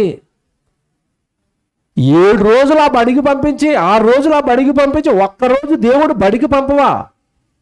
ఇంకా చెప్పిన తల్లిదండ్రులు ఈ మధ్యకాలంలో ఎలా ఉన్నారంటే ఆ బడికి పంపింది కాక ఇంటికి వచ్చిన తర్వాత హుటినా మొహం కడిగేసుకోరా, బట్టలు పేసారా, ఏమన్నా టకటకటకడ నోట్లో కూరేయటం, వెంటనే మళ్ళీ బ్యాగ్ తీసి పంపించేయటమే. ఎక్కడికి? చూసినట్ట అని బతకనివరిగా మోయలేక చేస్తున్నాడు. 3 కేజీలు ఏమండి 3వ సంవత్సరాన్నే 30 కేజీలు బరువు వేశారు ఆ నడ్డి మీద. ఇన్ని పుస్తకాలు పొద్దునుంచి పడిన తలపోటు సరిపోతుంది. మళ్ళీ సాయంత్రం ఏమంటే ప్రైవేట్ క్లాసులు అట. దేవుడి దగ్గరికి పుట్టించింది దేవుడు, ఆహారం పెడుతున్నది దేవుడు, జీవితం ఇచ్చింది దేవుడు, చచ్చిపోతే చేర్చుకోవాల్సింది దేవుడు, సర్వం ఆయనే. ఆయనకి ప్రార్థన చేయరా అంటారండి? ఒక్కరైనా అంటున్నారా? బాగా ఆలోచించుకోండి మీరు ఈ రాత్రి. ఇక్కడ సందర్భం చదువుదాం. సింహపు పిల్లలు ఆహారం కోసం దేవుడు చేతిలో నుంచి తీసుకోవాలని అవి ఎదురు చూస్తున్నాయట. అవును, డైరెక్ట్గా మనం ఇప్పుడు 27వ వచనం చదువుదాం చూడండి. ఇదంతా మీరు చదువుకున్న తర్వాత 27 చదువుదాం చూడండి. 27 తగిన కాలమున నీ వాటికి ఆహారం ఇచ్చేదవని ఇవన్నీ నీ దయ కొరకు కనిపెట్టుచున్నవి. ఏంటంట? తగిన కాలమున నీవు ఆహారం ఇచ్చేదవని ఇవన్నీ నీ కొరకు కనిపెడుతున్నాయి. దేవుడి కోసం జీవులు కనిపెడుతున్నాయి, దేవుడి కోసం జీవులు కనిపెడుతున్నాయి, దేవుడి కోసం జీవులు కనిపెడుతున్నాయి, దేవుడి కోసం జీవులు కనిపెడుతున్నాయి. మనిషి కనిపెడతాడా? మీకు కష్టం రాగానే మొదట ఎవరికి చెప్పుకుంటారు? దేవుడికా మనుషులు? కానీ బాగా ఆలోచించి చెప్పండి. దేవుడి సన్నిధిలో ఉన్నారు అబద్ధం ఆడకుండా. మీకు ఏదైనా కష్టం రాగానే మొదట ఫోన్ దేవుడికి వెళ్తుందా మనిషికి వెళ్తుందా? ముందు నీరెస్ట్లో ఉంటారు కదా, తక్కువని కొనుగొట్టి ఎంత కష్టం. కష్టం రాగానే దేవుడు జ్ఞాపకం రావట్లేదా? జీవులకి జ్ఞాపకం వస్తున్నాడేంటి? దేవుడి దయ కొరకు మేము కనిపెడుతున్నాం, ఆయన ఎలా నడిపిస్తే అలాగే అంటున్నాయి అవి. ఎరిగాయండి స్పష్టంగా. ఏమండి నేను మళ్ళీ చెప్తున్నాను, స్పష్టంగా దేవుడిని ఎరిగాయి జీవులు, జంతువులు. ఏమండి ఈ కళ్ళ ముందున్న సృష్టి. మనకి సరైన అవగాహన దేవుడి మీద లేదు. ఒక మంచి సందర్భాన్ని చూపిస్తాను బైబిల్లో. చూడండి, జీవుల కష్టం మీకు చెప్పాలి కదా. జీవుల యొక్క కమిట్మెంట్ దేవుడిలో అవి ఎంత స్పష్టంగా దేవుడి పైన ఆనుకుని బ్రతుకుతున్నాయి మీకు చెప్పాలి కదా. చరిత్రలోకి వెళ్ళిపోతానండి. మోషే గారి కాలంలో ఫరోనా అక్కడ ఉన్నాడు, మీకు తెలియదు కాదు, ఐగుప్తు దేశపు చక్రవర్తి. వీళ్ళంతా కూడా బానిసత్వంలో ఉన్నారండి. బానిసత్వంలో ఉన్నప్పుడు దేవుడు మోషేను పుట్టించాడు, నాయకుడిగా పంపాడు ఫరో దగ్గరికి. ఫరో దగ్గరికి వెళ్ళి, ఇదిగో ఇశ్రాయేలు హెబ్రీలంతా కూడా దేవుడి జనాంగం, దేవుడి పిల్లలు, విడిపించుకుని దేవుడు ఆరాధన చేయడానికి తీసుకుని రమ్మన్నాడు, నువ్వు పంపించాలి అన్నాడు. వెంటనే వాడు కొట్టిన డైలాగ్ ఏంటి చెప్పండి? ఎవడు మోషే ఎదుట యెహోవా ఉన్నాడా, యెహోవా పంపమన్నాడా, నేను యెహోవాను ఎరగను, ఈ జనులను పోనీయను. మంచి రైమింగ్లో మాట్లాడాడండి వాడు. టైమింగ్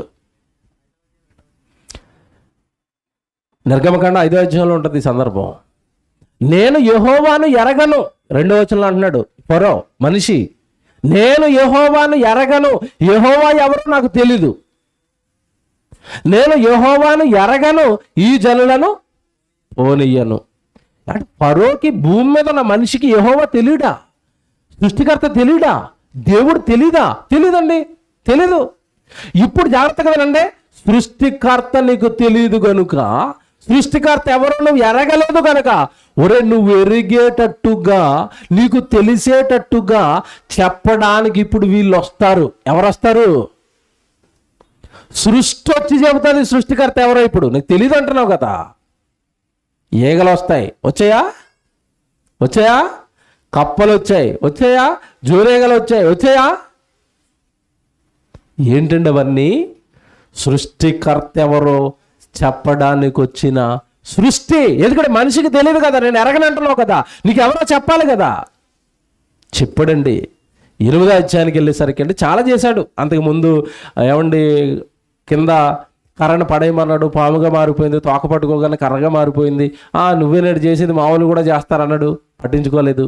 రెండోదిగా వాడు పరిసర ప్రాంతాలలో ఉన్న నీళ్ళన్నీ రక్తంగా మార్చేశాడు, అది పట్టించుకోలేదు. ఇప్పుడు ఇంకోసారి ఇంకొక మహత్కార్యంతో, ఇంకొక అద్భుతంతో మోషే గారు ఫరోగాడు ముందుకు వచ్చాడు దేవుడు పక్షాన. ఏం చేశాడు తెలుసా? ఒరే నువ్వు నమ్మనంటున్నావు కదా దేవుడిని, దేవుడు ఎవరో నాకు తెలియదు అంటున్నావు కదా, దేవుడంటో ఎవరో చెప్పడానికి నీ దగ్గరకు వస్తున్నాయి. ఇప్పుడు ఏమొస్తున్నాయి తెలుసా? కప్పలు వస్తున్నాయి. మోషే అహరోనులతో చెప్పాడు, నాయన వెళ్ళండి, వాడిని, వాడి ఇంటిని, వాడి సర్వసాన్ని మొత్తం కప్పలతో కప్పేయండి అన్నాడు. ఎస్ అన్నారు, వచ్చారు. ఏమంటే అక్కడ జరిగిన సందర్భం మీరు చాలా జాగ్రత్తగా బైబిల్లో చదవాలి. ఇప్పుడు 8వ అధ్యాయానికి రండి, నిర్గమకాండం 8వ అధ్యాయానికి రండి, 2వ వచనం. నిర్గమకాండం 8వ అధ్యాయము ఏమంటే 2వ వచనం. నీవు వారిని పోనీయ నల్లని ఎడలా నేను నీ పొలిమేరలు అన్నిటినీ కప్పల చేత బాధించదను. ఎక్కడ పుడతాయట కప్పలు? నోట్ చేయండి ప్రతి పాయింట్. ఏటిలో కప్పలు విస్తారముగా పుట్టును. వాటి పుట్టుకెక్కడ? ఏటిలో. పుట్టింది ఎక్కడ? ఏటిలో. మరలా అడుగుతున్నానే, జాగ్రత్త, చివరిలో అడుగుతాను నేను. ఏటిలో పుట్టాయి అవి. కప్పలు విస్తారముగా ఏటిలో పుట్టును, అవి నీ ఎంట. ఈ అండర్లైన్ చేసుకోండి, నీ ఎంట అంటే ఎవరిల్లు? ఎవరిల్లు? ఫరో ఇల్లు. బాగా వినండి, చివరిలో సూపర్ పాయింట్ ఒకటి మీకు అర్థమవుతుంది. అవి నీ ఎంట, నీ పడక గదిలోనికి, నీ మంచం మీదకి, నీ సేవకుల ఇండ్లలోనికి, నీ జనుల మీదకి, నీ పొయ్యిలోనికి, నీ పిండి పిసుకు తొట్టిలోనికి ఎక్కి వచ్చును. ఏమొస్తాయి? కప్పలు వస్తాయి. అవి ఇంతకీ ఎక్కడ పుట్టాయి? ఏట్లో పుట్టాయి. ఎక్కడ పుట్టినది అక్కడ, వెళ్ళవలసింది ఎక్కడికి? నీ ఇంటిలోనికి, నీ పడక గదిలోనికి, నీ పొయ్యిలోనికి, నీ సేవకుల ఇంట్లోనికి, నీ జనుల ఇంట్లోనికి. ఆ పదాలు వింటున్నారా? ఇంతకీ ఇప్పుడు ఫరో ఎవరో కప్పలకి తెలియాలి కదండి. వాడి ఇంట్లోకి వెళ్ళాలంటే తెలుసా తెలీదా? కప్పలకి ఫరోగాడి ఇల్లు తెలుసా? తెలుసు. మీ ఇల్లు తెలుసా? తెలుసా? మీకు తెలియదేమో, బాగా తెలుసు. వీళ్ళు దేవుడిని నమ్మారు, వీళ్ళ దేవుడిని నమ్మలేదు. ఫరోగాడు ఎవరో తెలుసు, ఫరోగాడి ఇల్లు ఏంటో తెలుసు, ఫరోగాడి సేవకులు, వాడి దగ్గర పనిచేసే పని వాళ్ళ ఇల్లు తెలుసు, వాడి దగ్గర ఉన్న జనులు అంటే వాడి జనులు. ఎందుకంటే ఐగుప్తీయుల మధ్యలోనే కదండి వీళ్ళు కూడా ఉన్నారు. ఎవరు? ఇశ్రాయేలు ఇప్పుడు కప్పలు అందరింట్లోకి వెళ్తాయా, కేవలం ఫరోగడి సైన్యం ఫరోగడి ఇంట్లోకి మాత్రం వెళ్తాయా? అక్కడే ఇశ్రాయేలు ఉంటాయి, ఆ ఇంట్లోకి వెళ్ళవా? వెళ్ళవు. అంటే ఇప్పుడు కప్పకి తనవారెవరో పగవారెవరో తెలుసా? ఎవరిని టార్గెట్ చేయాలో తెలుసా? ఎవరిని బాధించాలో తెలుసా? ఎక్కడికి వెళ్ళబడినాడో తెలుసా? అక్కడికే వెళ్తాయా? ఏంటండి బాబు కప్పలో? తిమింగలం మహామత్స్యం సముద్రంలో ఉంది, ఆ పైన వాడ వెళ్తుంది. ఆ వాడలో దేవుడు మాట వినని ఒక ఆయన ఉన్నాడు. ఎవరు? యోనా. నినేవేకి వెళ్ళిన ఆయన అంటే తర్షీషుకి పారిపోతున్నాడు. తుఫాన్ వచ్చింది, చీటీలు వేశారు, ఈయన పేరు వచ్చింది. నేనే బాబా మా బహుపాపిని నేనే, దేవుడు మాట వినడు మా మహా గొప్పవాడిని నేనే, నా వల్లనే ఈ తుఫాన్ వచ్చింది, మీరు బ్రతకాలంటే నన్నేం చేయాలి? ఎత్తి పడేయండి సముద్రంలో అనగానే ఎత్తి పడేసారండి. ఈలోపే సెట్టింగ్ అయిపోయింది ఒకరికి. ఎవరికి? యోనాను మింగేయడానికి ఆల్రెడీ ఒక చేపతో ఒప్పందం అయిపోయింది. ఎవరికి? దేవుడికి. నువ్వు కరెక్ట్గా ఆ వాడ వెనకాలే తిరగాల, ఆ వాడ చుట్టే తిరగాల. ఒక టటక్క మన కింద పడిపోతాడు. పడిపోయినోడే యోనా, నువ్వు మింగేసేయాలి.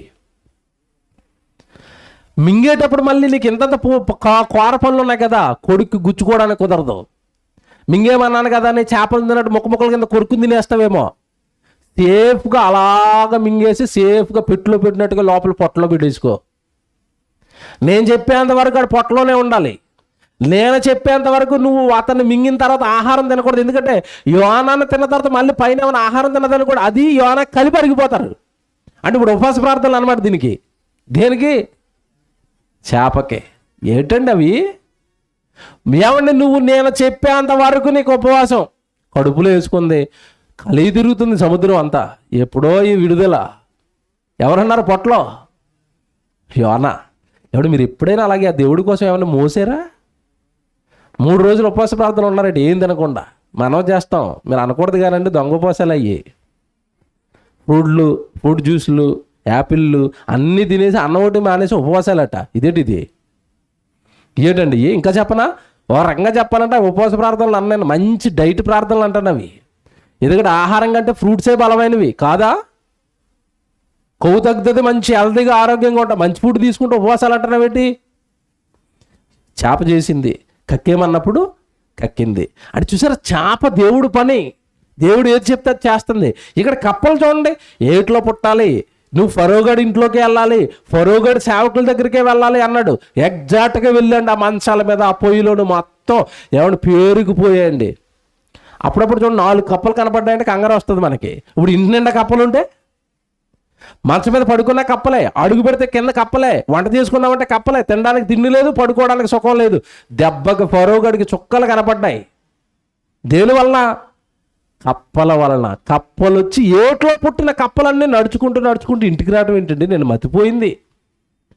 ఏట్లో పుట్టిన కప్పలు ఫరోగడి అంటే అడ్రస్ని ఎత్తుకుంటూ వచ్చేసినట. ఎవరు చెప్పారు అడ్రస్ దానికి? ఇదే ఫరోగడి ఇల్లు. ఎవరు చెప్పారంటే కప్పలకి అడ్రస్? దేవుడు వెళ్ళిపో ఫరోగడి ఇంట్లోకి వెళ్ళిపోండి, వాడి సేవకుల ఇంట్లోకి వెళ్ళిపోండి, వచ్చి కప్పేసేయండి. బుద్ధి వచ్చింది వీడికి. ఎవరికి? యెహోవాను ఎరగనన్న వీడు మోషే అహరోనులు పిలిపించాడు. అయ్యా, మీ కప్పల దాటికి మేము బ్రతకలేకపోతున్నాం, నన్ను క్షమించి మీ దేవుడిని వీటిని కొంచెం తీసేయమనండి అన్నాడు. ఇక్కడ జాగ్రత్తగా వినండి, చదువుదాం చూడండి. నిజంగానండి కప్పల యొక్క కమిట్మెంట్ బయటపడుతుందండి. ఇక్కడ 8వ అధ్యాయము, ఏమండి 8వ అధ్యాయము 6వ వచనం చదువుదాం. అహరోను ఐగుప్తు జలముల మీద తన చేయి చాపెను, అప్పుడు కప్పలు ఎక్కి వచ్చి ఐగుప్తు దేశమును కప్పెను. సగునగాండ్రు కూడా తమ బంతముల వలన అలాగ చేసి ఐగుప్తు దేశం మీద కప్పలు రాజేసిరు. అప్పుడు ఫరో మోషే అహరోనులను పిలిపించి, నా యొద్ద నుండి, నా జనుల యొద్ద నుండి ఈ కప్పలను తొలగించుమని యెహోవాను వేడుకొనడి. అప్పుడు యెహోవాకు బలి అర్పించుటకు ఈ ప్రజలను అగత్యముగా పోనిచ్చెదనను. అందుకు మోషే, నన్ను గెలిచినట్టుగా నీవు అతిశయింపవద్దు. ఈ కప్పల విషయములో ఈ కప్పల శాసము ఏటిలోనే ఉండినట్లు అవి నీ మీద నీ ఎండ్లలోనూ ఉండకుండా చంపబడినట్లు నీ కొరకు, నీ సేవకుల కొరకు, నీ ప్రజల కొరకు నేనెప్పుడు వేడుకొనవలనో చెప్పమని ఫరోను అడగగా అతడు రేపే అనును.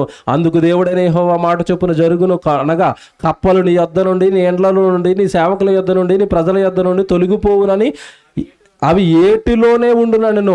మోషే అహరోనులు ఫరో యొద్ద నుండి బయలుదేరినప్పుడు యెహోవా ఫరో మీదకి రాజేసిన కప్పల విషయంలో మోషే అతని కొరకు మొర్రపెట్టగా యెహోవా మోషే మాట చొప్పున చేశాను కనుక ఎండ్లలోనేమి, వెలుపలనేమి, పొలములలోనేమి కప్పలు ఉండకుండా చచ్చిపోయెను. అది అండర్లైన్ చేయండి. అక్కడ ఏటట, ఏ ఇండ్లలో కానీ నీ పొలాలలో కానీ కప్పలు ఉండకుండా చచ్చిపోయాను. కప్పలు ఉండకుండా చచ్చిపోయాయి. పుట్టమంటే పుట్టాయి. ఎక్కడ? ఏట్లో. వెళ్ళమంటే వెళ్ళాయి. ఎక్కడికి? ఫరోగడి ఇంట్లోకి, పొలంలోకి, పొయ్యిలోకి, మంచం మీదకి. ఇక మీ పని అయిపోయింది, చచ్చిపోండి అన్నాడు. ఏమైపోయా? ఏమర్థమైంది ఇప్పుడు మీకు? పుట్టమంటే పుడతాయా? వెళ్ళమన్న చోటకి వెళతాయా? చెయ్యమన్న పని చేస్తాయా? చచ్చిపోమంటే చచ్చిపోతాయి. ఇప్పుడు మన జీవితం చెప్తాను. ఇప్పుడు బాగా వినాలి. దేవుడు మనల్ని పుట్టించాడు. పరలోకం నుండి ఈ లోకానికి మనం వచ్చాం. వచ్చింది మనం ఎందుకు చెప్పండి? భూలోకానికి ఎందుకు వచ్చాను చెప్పండి? ఏ పని మీద వచ్చాను చెప్పండి? ఆయనకి మహిమ, కీర్తి, స్తోత్రములు తీసుకొని వచ్చి దేవుడు ఉన్నాడని ప్రకటించడానికి, దేవుడు జ్ఞానం చెప్పడానికి నువ్వు వచ్చావు. ఆ పని మీద వచ్చావు. ఆ పని మీద వచ్చిన నీతో అన్నాడు, నేను నీ కోసం ప్రాణం పెట్టాను యేసుప్రభువు అంటున్నాడు. నువ్వు కూడా నీ సహోదరుల నిమిత్తం ఏం చేయాలి? ప్రాణం పెట్టాలి అన్నాడు. ఏమన్నా యాస్టీజ్గా కప్పలకి ఏదైతే చెప్పాడో ఈరోజు మనకు అదే చెప్పాడు. కప్పలు కరెక్ట్గా చేసాయి, మనం చేస్తామా? నిన్ను పుట్టించింది దేవుడు కదా, నువ్వు వచ్చింది దేవుడు పని మీద కదా, నువ్వు చెప్పవలసింది దేవుడి గురించి కదా, నువ్వు దేవుడి పనిలో ఉండాలి కదా. అవసరమైతే నీ ప్రాణాలను సహితం దేవుడి కోసం పెట్టాలి కదా. పెడతావా? ప్రాణాలు పెడతావా? ప్రాణాలు వద్దండి. సభలకి ఎవరైనా వెళ్ళాడా, కాల్చి పడేస్తానని చివరిలో ఎవడైనా గన్నట్టుకు నుంచున్నాడు అనుకోండి, సభకి ఎంతమంది వస్తారు? ఎంతమంది వస్తారు? ప్రాణాలు పెట్టడం ఆ దేవుడి కోసం. చదువుకోవడానికి బాగుంటాయి, వినడానికి బాగుంటాయి, చేయడానికి మా వల్ల కాదండి. ఇప్పుడు మీరు చెప్పండి, కప్ప బెటరా మనం బెటరా? పుట్టమంటే ఏట్లో పుట్టాయి, వెళ్ళమంటే వెళ్ళాయి, ఎవడింట్లోకి వెళ్ళమంటే వాడింట్లోకి వెళ్ళాయి, వీళ్ళ పక్కింట్లోకి వెళ్ళలేదు. అవి అంటే యాజ్ టీజ్గా దేవుడు చెప్తాడో అదే చేస్తాయి. చచ్చిపోమంటే చచ్చిపోయాయి. ఈరోజు సృష్టి గురించి మీకు చెప్పనండి, నిజంగానండి అద్భుతం అండి ఆ సృష్టి. నిజంగానండి పాపం అవి జీవులండి, భూమి మీద ఉన్న జీవులండి. అవి ఎన్నో కష్టాలు భరిస్తాయండి, ఎన్నో బాధలు భరిస్తాయండి, ఎన్నో శ్రమలు కూరుస్తాయండి. అన్నీ ఓర్చుకుంటూనే మన కోసం బ్రతకమన్నాడు కదా అని అవి బ్రతుకుతున్నాయండి కదా. ఎవడో ఒక ఆవు ఉందనుకోండి, ఒక గేదె ఉందనుకోండి, ఒకసారి దాని జీవితం గురించి మీరు ఆలోచిస్తే మీకు జాలేస్తుంది దాన్ని చూస్తే. అసలు మనం పడుకునేది ఎక్కడ, అది పడుకునేది ఎక్కడ చెప్పండి? మేము ఎక్కడ పడుకుంటాం? మనం ఇంట్లో బెడ్ మీద, దానిపైన పరుపు వేసుకుని, దానిపైన బెడ్షీట్ వేసుకుని, చక్కగా నెత్తి కింద తలగడెట్టుకుని, ఈ పక్కన ఆల్అవుట్, ఆ పక్కన టేబుల్ ఫ్యాను, ఆ పైన ఏసీ. ఓరి నాయన, ఆవి ఎక్కడ పడుకుని చెప్పండి? వర్షంలో తడుస్తూ, తెల్లవార్లు తోకతో దోమలు కొట్టుకుంటూ, వర్షం పడితే తడవాలి, ఎండొస్తే ఎండాలి. ఏమండి అసలు దానికి చలి వస్తే అలా వణికిపోతూ ఉండాలి. ఏమైనా ఉందండి దానికి? ఇంత రాత్రంతా పడుకోలేదు, తోక కొట్టుకుని దోమలు కొట్టుకుని, తెల్లవారు మాత్రం అయ్యగారు చెంబు కడుక్కుని వెళ్ళిపోతాడు. దేనికి? శుభ్రంగా నిద్రపోయి తెల్లవారు లేచి పాలు అని కూడా దాని దగ్గరికి వెళ్ళిపోతున్నాడు. ఒరే నువ్వు రాత్రంతా నిద్రపోయావు, నేను నైట్ డ్యూటీ చేశాను, నాకు నిద్రలేదు, పాలు ఏమైనా తనితే తనుతుందా? తన్నదు. అంటే దానికి సరైన జీవితం ఉందా? సరైన తిండి ఉందా? సరైన వసతి ఉందా? సరైన సౌకర్యాలు ఉన్నాయా? కొన్ని తిండి దగ్గరికి వస్తానండి, మనం తినేదేంటి, అవి తినేదేంటి చెప్పండి? అన్నం అయ్యగారు తింటారట, గింజట్టుకెళ్ళి దానికి వేస్తారట. బియ్యం ఏం తింటాడట, బియ్యం పైన వచ్చేసిన తోలు పొట్టంతా కట్టుకెళ్ళి దానికి వేస్తాడట. తవుడు బియ్యం కడిగేసిన నీళ్ళు కడుగు, అది పట్టుకెళ్ళి వేస్తాడట. అంటే నువ్వు వదిలేసినవి, నువ్వు ఊడ్చేసినవి చివరి అన్నీ తిని నీకోసం బ్రతకటం లేదది, నీకోసం సేవ చేయటం లేదది. ఎప్పుడైనా నాకు కష్టంగా ఉందని నేను ఆత్మహత్య చేసుకుంటాను అన్నదా? ఏ జంతువు అయినా. నాకు అనారోగ్యం వస్తుంటే యజమానుడు అసలు మంచోడు కాదు, పట్టించుకోవట్లేదు, కనీసం ఇంజక్షన్ కూడా చేయించట్లేదు, నేను చచ్చిపోతాను అన్నదా? నీకు రోగం వస్తే మెడికల్ షాప్ ఉంటుంది, ఆర్ఎంపీ డాక్టర్ ఉంటాడు, పెద్ద హాస్పిటల్ ఉంటుంది, స్పెషలిస్ట్ ఉంటాడు. ఏమంటే ఢిల్లీకి వెళ్ళిపోతారు, అమెరికాకి వెళ్ళిపోతారు, కనీసం దానికి ఏ రోగం వచ్చిందని అడిగేవాడు ఉన్నాడా? రోగం ఏంటో తెలుసుకునేవాడు ఉన్నాడా? ఏం తింటామని తెలుసుకునేవాడు ఉన్నాడా? నువ్వు జ్యూసులు తాగుతావు, స్వీట్లు అంటున్నావు, నాన్ వెజ్ అంటావు, రోజు మార్చి రోజు కూర అంటావు, దానికి ప్రతిరోజు గడ్డే. అట్లా త్యాగాలు ఏంటండి? అట్లా కష్టాలు ఏంటండి? అన్ని కష్టాలు భరిస్తూ కూడా ఏ కష్టమైనా మేము భరిస్తాం, దేవుడు చెప్పింది మాత్రమే మేము చేస్తాం. సృష్టికర్తను ఎరిగిందా? ఎరిగింది. వాటి జీవితం బాబు వీడియో ఆన్ చేయండి. వాటి జీవితం అండి ఎంత కష్టంగా ఉంటుందో ఒక వీడియో చూపిస్తాను. నిజంగా మనకి కన్నీళ్ళు వస్తాయండి. మన కోసం అవి చేస్తున్న త్యాగాలు. అసలు అటు బ్రతుకు వాటికి అసలు దిక్కుమొక్కు లేదండి భూమి మీద. అంతా దేవుడే అనుకుని దేవుడు బ్రతకమన్నాడు కనుక బ్రతుకుతున్నాయి, దేవుడు చచ్చిపోమంటున్నాడు కనుక చచ్చిపోతున్నాయండి. నిజంగా దేవుడు జీవుల్ని మనకు చూపించి నేర్పిస్తున్న పాఠం ఇదే. వీడియో ప్లే చేస్తారు, మీరు మనసు పెట్టి వినాలి బాబు. లైట్లు ఆపండి. అతను చెప్తున్న ప్రతి మాట జాగ్రత్తగా వినండి. మీరు తింటున్న మన కళ్ళ ముందున్న కోళ్ళు గురించి ఏం మాట్లాడుతున్నాడు చూడండి జాగ్రత్తగా. హలో ఫ్రెండ్స్, మనలో చాలా మందికి రకరకాల ఫుడ్ ఐటమ్స్ ట్రై చేయడం అంటే చాలా ఇష్టం. అలాగే తినడంతో పాటు మన కల్చర్లో దావత్లు అవి చేసి 10 మందికి తినిపిస్తాం కూడా. ఫ్రెండ్స్, ఈ ప్రపంచంలో ఉన్న శాకాహారులందరినీ కలిపితే కూడా అంతకన్నా ఎక్కువ మంది శాకాహారులు మన దేశంలోనే ఉన్నారు. అయితే మన దేశంలో మాంసాహారులు వారికన్నా ఎక్కువ ఉన్నారు. వీరికి ముక్కలేనిదే ముద్ద దిగదు. అయితే ఈ మాంసాహారుల్లో ఎక్కువగా తినేది chicken. Sunday, birthday, marriage day, promotion, ఇలా ఏ సందర్భానికైనా సరే చికెన్ వండుకుంటాం. అంతలా మన ఆనందంలో కలిసిపోయిన ఈ చికెన్ యొక్క నిజ స్వరూపాన్ని మనకు తెలియకుండా చికెన్ ఇండస్ట్రీ చాలా అంటే చాలా జాగ్రత్త పడుతుంది. ఈ వీడియోను ఫన్నీ లైన్స్ తో మొదలు పెట్టాను, కానీ ఇక్కడ నుండి వీడియో కొంచెం డార్క్ టర్న్ తీసుకోబోతుంది. ఈ వీడియోలో చికెన్ ఇండస్ట్రీ యొక్క చీకటి కోణాన్ని మీకు చూపిస్తాను. మరి ఒక్క పాయింట్ కూడా మిస్ అవ్వకుండా వీడియోని చివరి వరకు చూసి అప్పుడే మీ అభిప్రాయాన్ని కామెంట్ చేయండి. సగం సగం చూసి కామెంట్స్ పెట్టొద్దు, మీరే బాధపడతారు. నేను చెప్పేది కరెక్ట్ అని మీకు ఎక్కడ అనిపించినా సరే అక్కడే వీడియోకి ఒక లైక్ కొట్టి మిగతా వీడియోని చూడండి. అలాగే ఛానల్ను సబ్స్క్రైబ్ చేయని వాళ్ళు ఉంటే వెంటనే ఛానల్ను సబ్స్క్రైబ్ చేసేయండి. ఇక టాపిక్లోకి వస్తే, మనం ఎంతో ఇష్టంగా తినే చికెన్ ని ముందుగా ఈ హ్యాచరీలోనే పుట్టిస్తారు. ఇక్కడ వాటి చిన్న జీవితం యొక్క మొదటి రోజును గడుపుతాయి. అక్కడ నుండి ఫార్మ్స్ కు వెళ్తాయి. ఈ చిన్న చిన్న కోడి పిల్లలు గుడ్డు నుండి బయటకు రాగానే అమ్మ కోసం అరవడం మొదలు పెడతాయి. కానీ బాధతో అరిచే వాటి అరుపులను పట్టించుకునే సమయం ఆ ఫామ్ లో ఎవ్వరికి ఉండదు. ఎందుకంటే వీటిని ప్రాణమున్న జీవులుగా ఒక్కరు కూడా చూడరు, కేవలం మాంసంగా మాత్రమే చూస్తారు. ఈ కోడి పిల్లలు తమ మొదటి రోజును ఇండస్ట్రియల్ ఇంక్యుబేటర్ లో గడుపుతాయి. వీటిని ఇక్కడ చాలా రఫ్ గా హ్యాండిల్ చేస్తారు. ఏదో సామానాన్ని పడేస్తున్నట్లుగానే వీటిని మిషన్స్ లో పడేస్తారు. అదే ప్రకృతిలో అయితే ఇవి పుట్టగానే తల్లి యొక్క వెచ్చని కౌగిట్లో సేద తీరుతాయి. ఇవి చాలా కాలం వరకు తమ తల్లితోనే ఉంటాయి, ప్రపంచాన్ని చూస్తాయి, తెలుసుకుంటాయి. కానీ ఈ పౌల్ట్రీ ఫామ్ లో వీటి మొదటి రోజు పీడకలగా మొదలవుతుంది. చాలా సార్లు కొన్ని గుడ్లలోని పిల్లలు పూర్తిగా తయారే కావు. ఇది చూడండి, ఇక్కడ పనిచేసే ఆయన అనారోగ్యం కారణంగా పిల్ల గుడ్డు నుండి బయటకు రాలేకపోవడంతో దాన్ని బయటకు తీసి చూపిస్తున్నాడు. పుట్టిన కొద్ది నిమిషాల్లోనే ఈ పిల్లలను కన్వేయర్ బెల్ట్ పై వేస్తారు. అక్కడ పెంకుల నుండి పిల్లలు వేరవుతాయి. వీటిని కన్వేయర్ బెల్ట్ పైన ఒక చోట నుండి మరో చోటకు పంపిస్తారు. ఇక్కడ నుండి ఇంకా వీటి యొక్క భయానక ప్రయాణం కొనసాగుతూనే ఉంటుంది. పనివాళ్ళు ఆ పిల్లల్లో అనారోగ్యంగా బలహీనంగా ఉన్న పిల్లలను తీసి నిర్దాక్షిణ్యంగా చెత్తలో పారేస్తారు. ఎందుకంటే ఈ అనారోగ్యంగా ఉన్న కోడి పిల్లల వల్ల ఎలాంటి ఉపయోగం లేదు. ఈ భయానక సంఘటన చూడండి, ఒక వర్కర్ అనారోగ్యం వల్ల పనికిరాని ఆ కోడి పిల్ల తలను ముండే నుండి ఎంత దారుణంగా వేరు చేస్తున్నాడో.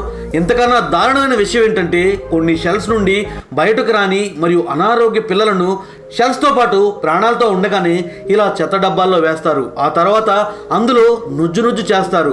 వాటి ఆర్తనాదాలు ఎవ్వరికీ వినపడవు. ఏ ఒక్కరు కూడా వాటి పట్ల దయ చూపించరు. ఫ్యాక్టరీస్లో ఇంకా బతుకున్న వాటి పరిస్థితి ఇంకా దారుణంగా మారుతుంది. ఆ తర్వాత పిల్లలను వ్యాక్సినేషన్ వార్డులోకి పంపిస్తారు. ఒక్కొక్కటిగా వాటికి వ్యాక్సినేషన్ వేస్తారు. పాపం ఆ అమాయకపు పిల్లలకు ఏం జరుగుతుందో, ఎక్కడికి పోతున్నాం కూడా ఏమీ తెలియదు. వాటిని పెట్టెల్లో పెట్టి ట్రక్స్లో లోడ్ చేసి పౌల్ట్రీ ఫామ్ కు తీసుకుపోతారు. అక్కడ కూడా వీటి జీవితంలో ఎలాంటి మార్పు రాదు. ఈ కోడి పిల్లలు తమ మొత్తం జీవితాన్ని ఇదే పౌల్ట్రీ ఫామ్ లో జీవిస్తాయి. డ్రగ్స్ కారణంగా ఈ పిల్లలు కొద్ది కాలంలోనే చాలా బరువు పెరుగుతాయి. మనుషులతో కంపేర్ చేస్తే ఒక 2 నెలల్లో మనిషి శిశువు 230 కేజీలు పెరిగితే ఎలా ఉంటుందో వీటి పరిస్థితి అలానే ఉంటుంది.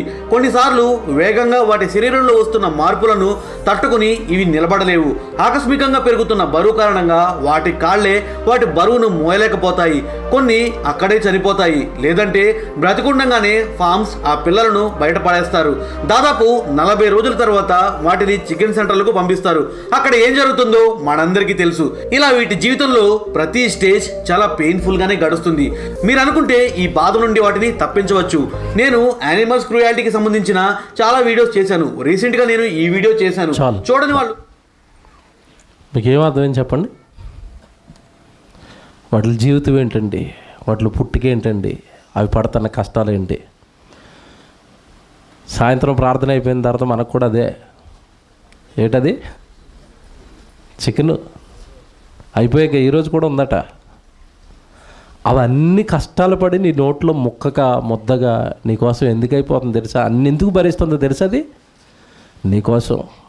దేవుడు అలా బ్రతకమన్నాడు, బలైపోమన్నాడు కనుక అన్ని కష్టాలను ఓర్చుకుని నీకోసం బలైపోతుంటే మరి నీ కన్నతండ్రి కోసం అట్లా కమిట్మెంట్ చూసైనా దేవుడి కోసం ఆలోచించవా? అట్లా జీవితం అన్ని కష్టాలతో నాకు ఉపయోగపడుతున్నప్పుడు నా జీవితంలో ఎన్ని కష్టాలు ఉన్నా నేను దేవుడికి ఉపయోగపడాలని ఎందుకు ఆలోచించవు? ఎప్పుడు కష్టాలు అంటావు, కన్నీళ్ళు అంటావు, వేదనలు అంటావు. దేవుడి దగ్గర రా అంటే కారణాలు చెబుతావు. నాకు ఖాళీ లేదంటావు, నా కుటుంబ భారం అంటావు, బాధ్యత అంటావు. ఎవడు నిజంగా మనకు దొరుకుతున్న ఆదరణ, మనకు దక్కుతున్న ప్రేమ, మనకు దక్కుతున్న అనురాగము, మనం అనుభవిస్తున్న సుఖాలు ఇవేమీ లేకపోయినా ఇగోనండి అలా జీవులు అష్ట కష్టాలు పడుతూ నీ కోసం బలైపోతున్నాయే. అవి నేర్పటం లేదా పాఠాలు దేవుడి కోసం అలా బ్రతకరాని? అవి నేర్పటం లేదా పాఠాలు దేవుడు అంటే ఇది అని? దేవుని పిల్లలరా, సృష్టికర్తను ఎరిగిన సృష్టి ఎరిగిందా? కప్పలు ఎరిగాయి, కోళ్ళు ఎరిగాయి. ప్రతిదీ మీకోసం బలైపోతాం. మమ్మల్ని పుట్టించిన దేవుడిని సంతోషపెడతాం. మనం ఏ పాట అండి వాటి ముందు? మీరు నాకు చెప్పండి. వాటి ముందు మనం ఏ పాటి? దేవుడి విషయంలో వాటి ముందు మీరు ఏ పాటి? నిర్గమకాండంలో మనం చదువుకున్న కప్పల్ని మీరు ఆలోచించండి. పుట్టమంటే పుడతాయట, ఫరోగాడి ఇంటికి వెళ్ళమంటే వెళతాయట, అక్కడ పని అయిపోయింది మీరు చచ్చిపోయినాను కానీ చచ్చిపోతాయట. ఇదేంటండి నిజంగా? వాటి కమిట్మెంట్ ఏంటండి దేవుళ్ళో? వాటి యొక్క ఆలోచన ఏంటంటే దేవుళ్ళో? దేవుడి కోసం ఎంత బాగా బ్రతుకుతున్నాయండి అవి.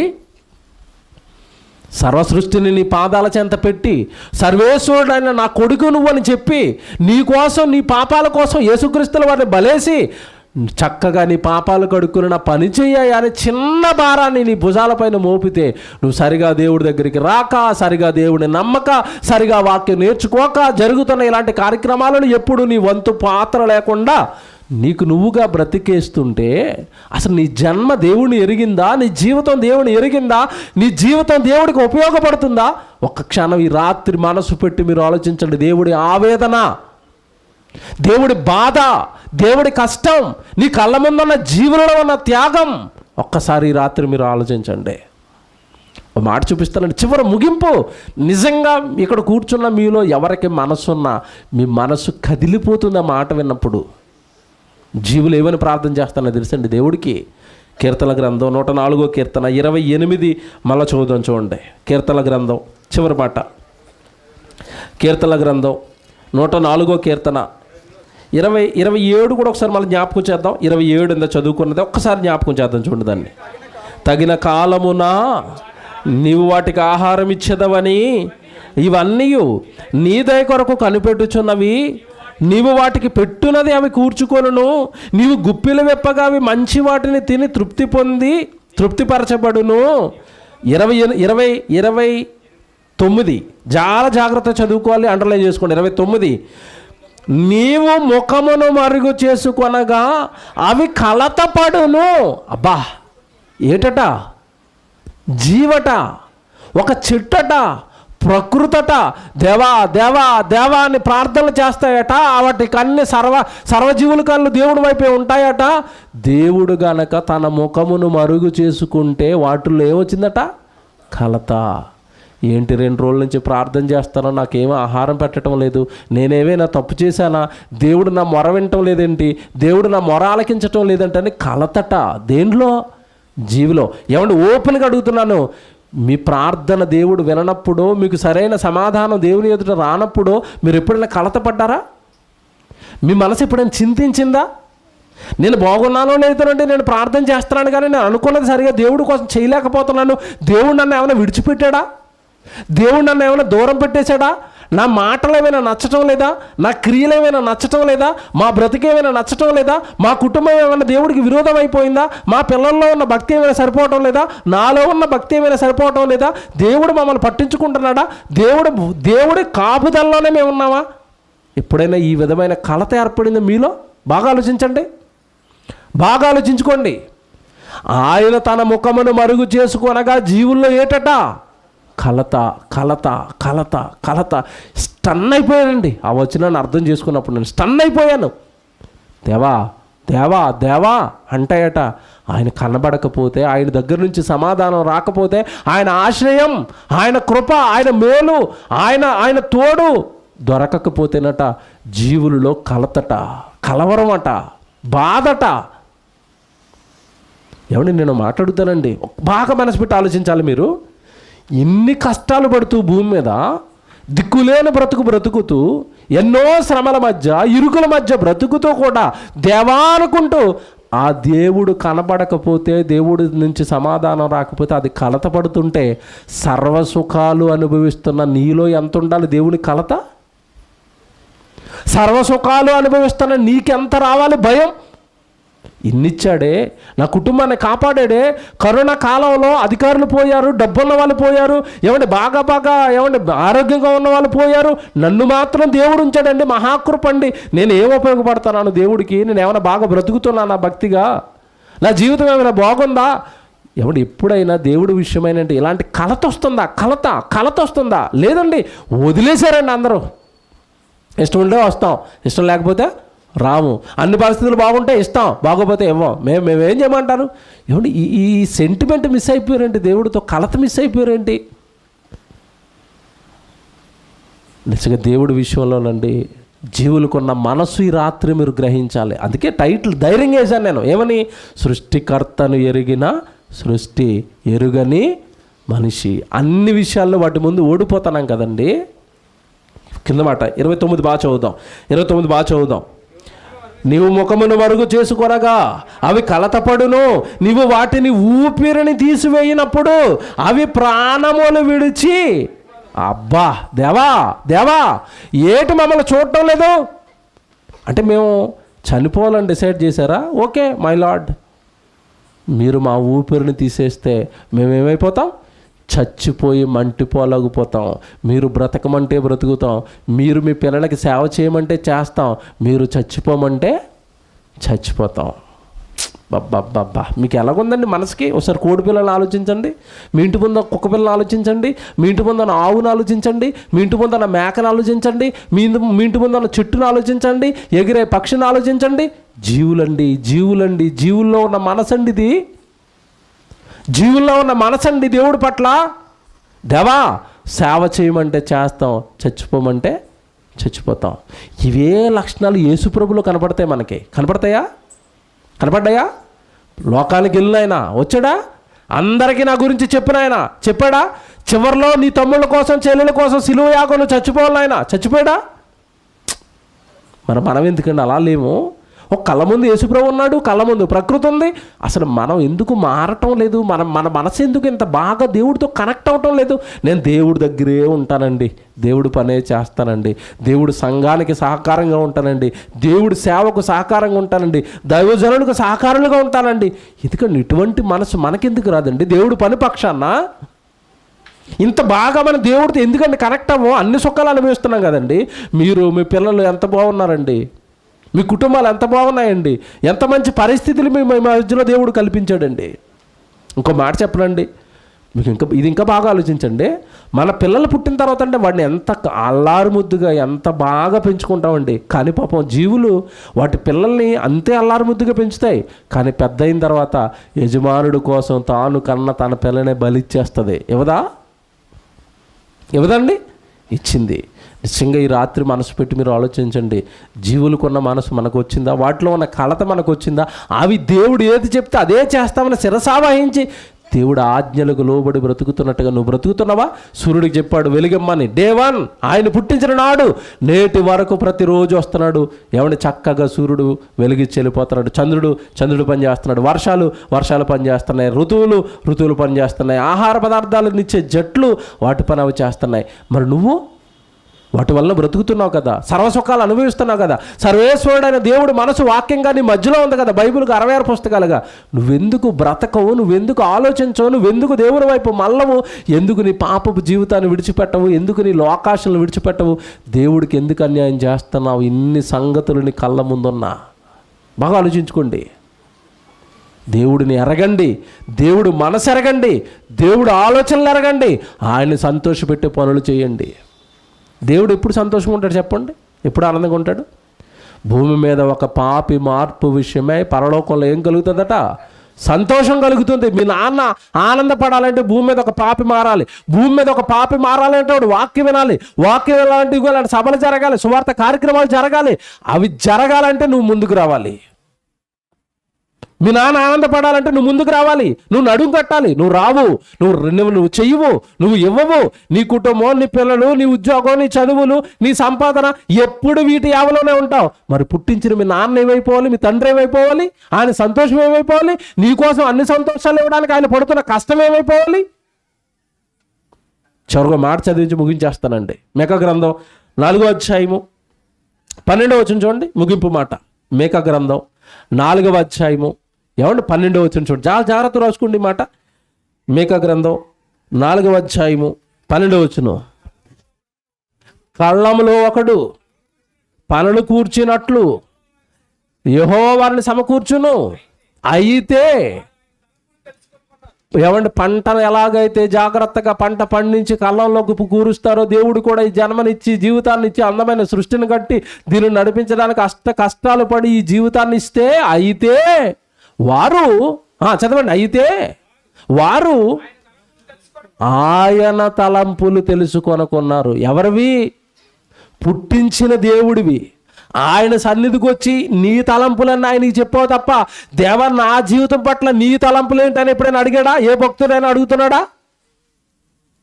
ఆయన తలంపులు తెలుసుకొనుకున్నారు. తర్వాత చదువుతాముడు, ఆయన ఆలోచనలు నీ జీవితం పట్ల ఆయన ఆలోచనలు ఏంటి? వాళ్ళు గ్రహించటం లేదట. ఎందుకు పుట్టాను, నా మీద దేవుడు నా తండ్రి ఏ ఆశలు పెట్టుకున్నాడు, ఏ కలలు కన్నాడు, ఎవ్వరు ఆలోచించరట. ఆయన తలంపులతో ఆయన ఆలోచనలతో సంబంధం లేదు. గుడికి వస్తాడు, నాకు ఇల్లు కావాలి, పొలం కావాలి, ఉద్యోగం. ఎప్పుడు నీవే ఆయనకి చెప్పుకుంటావా? ఆయన ఏంటని అడగవా? ఆయన కోసం ఏమి చేయవా? ఆయన కోసం కష్టపడవా? ఆయన కోసం జీవులు ప్రాణం పెట్టినట్టుగా ప్రాణం పెట్టవా? జీవులు కష్టపడుతున్నట్టుగా కష్టాలు పడవా?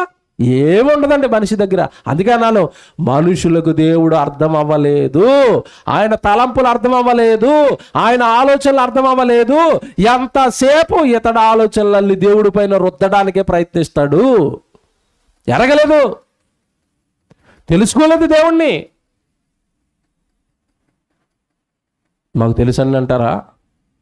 నేను చెప్పనక ఇంటికి వెళ్ళిపోయిన తర్వాత తీతు 1:6 చదువుకోండి, 16 చదువుకోండి. తీతు 1:16 చదువుకుంటే, వారు ఈ దేవుణ్ణి ఎరుగుదమని వారు చెప్పుకుందురు, కానీ అసహ్యులను అవిధేయులను ప్రతి సత్కార్యము విషయములో భ్రష్టులనై ఉండి వాళ్ళ కార్యముల వలన దేవుణ్ణి ఎరగమన్నట్టుగా ఉండిపోయారు అంటాడు అక్కడ. తీతు 1:16 రాసుకుని చదువుకోండి. పేరుకు చెప్తున్నారట దేవుడు మాకు తెలుసని. కార్యక్రమం పెడితే రారు, కార్యక్రమం పెడితే కష్టపడరు, కార్యక్రమం పెడితే చెయ్యరు. నువ్వు దేవుడు పని చేయకుండా దేవుడు నాకు తెలుసు అంటే అంత బుద్ధిహీనమైన మాట మరొకటి లేదు. తెలిస్తే పని చేయి. దేవుడు తెలుసు అన్నవి జీవులన్నీ నీ కోసం పని చేస్తున్నాయి. నువ్వు ఆయన కోసం పని చేసి చెప్పు, దేవుడు నాకు తెలుసని.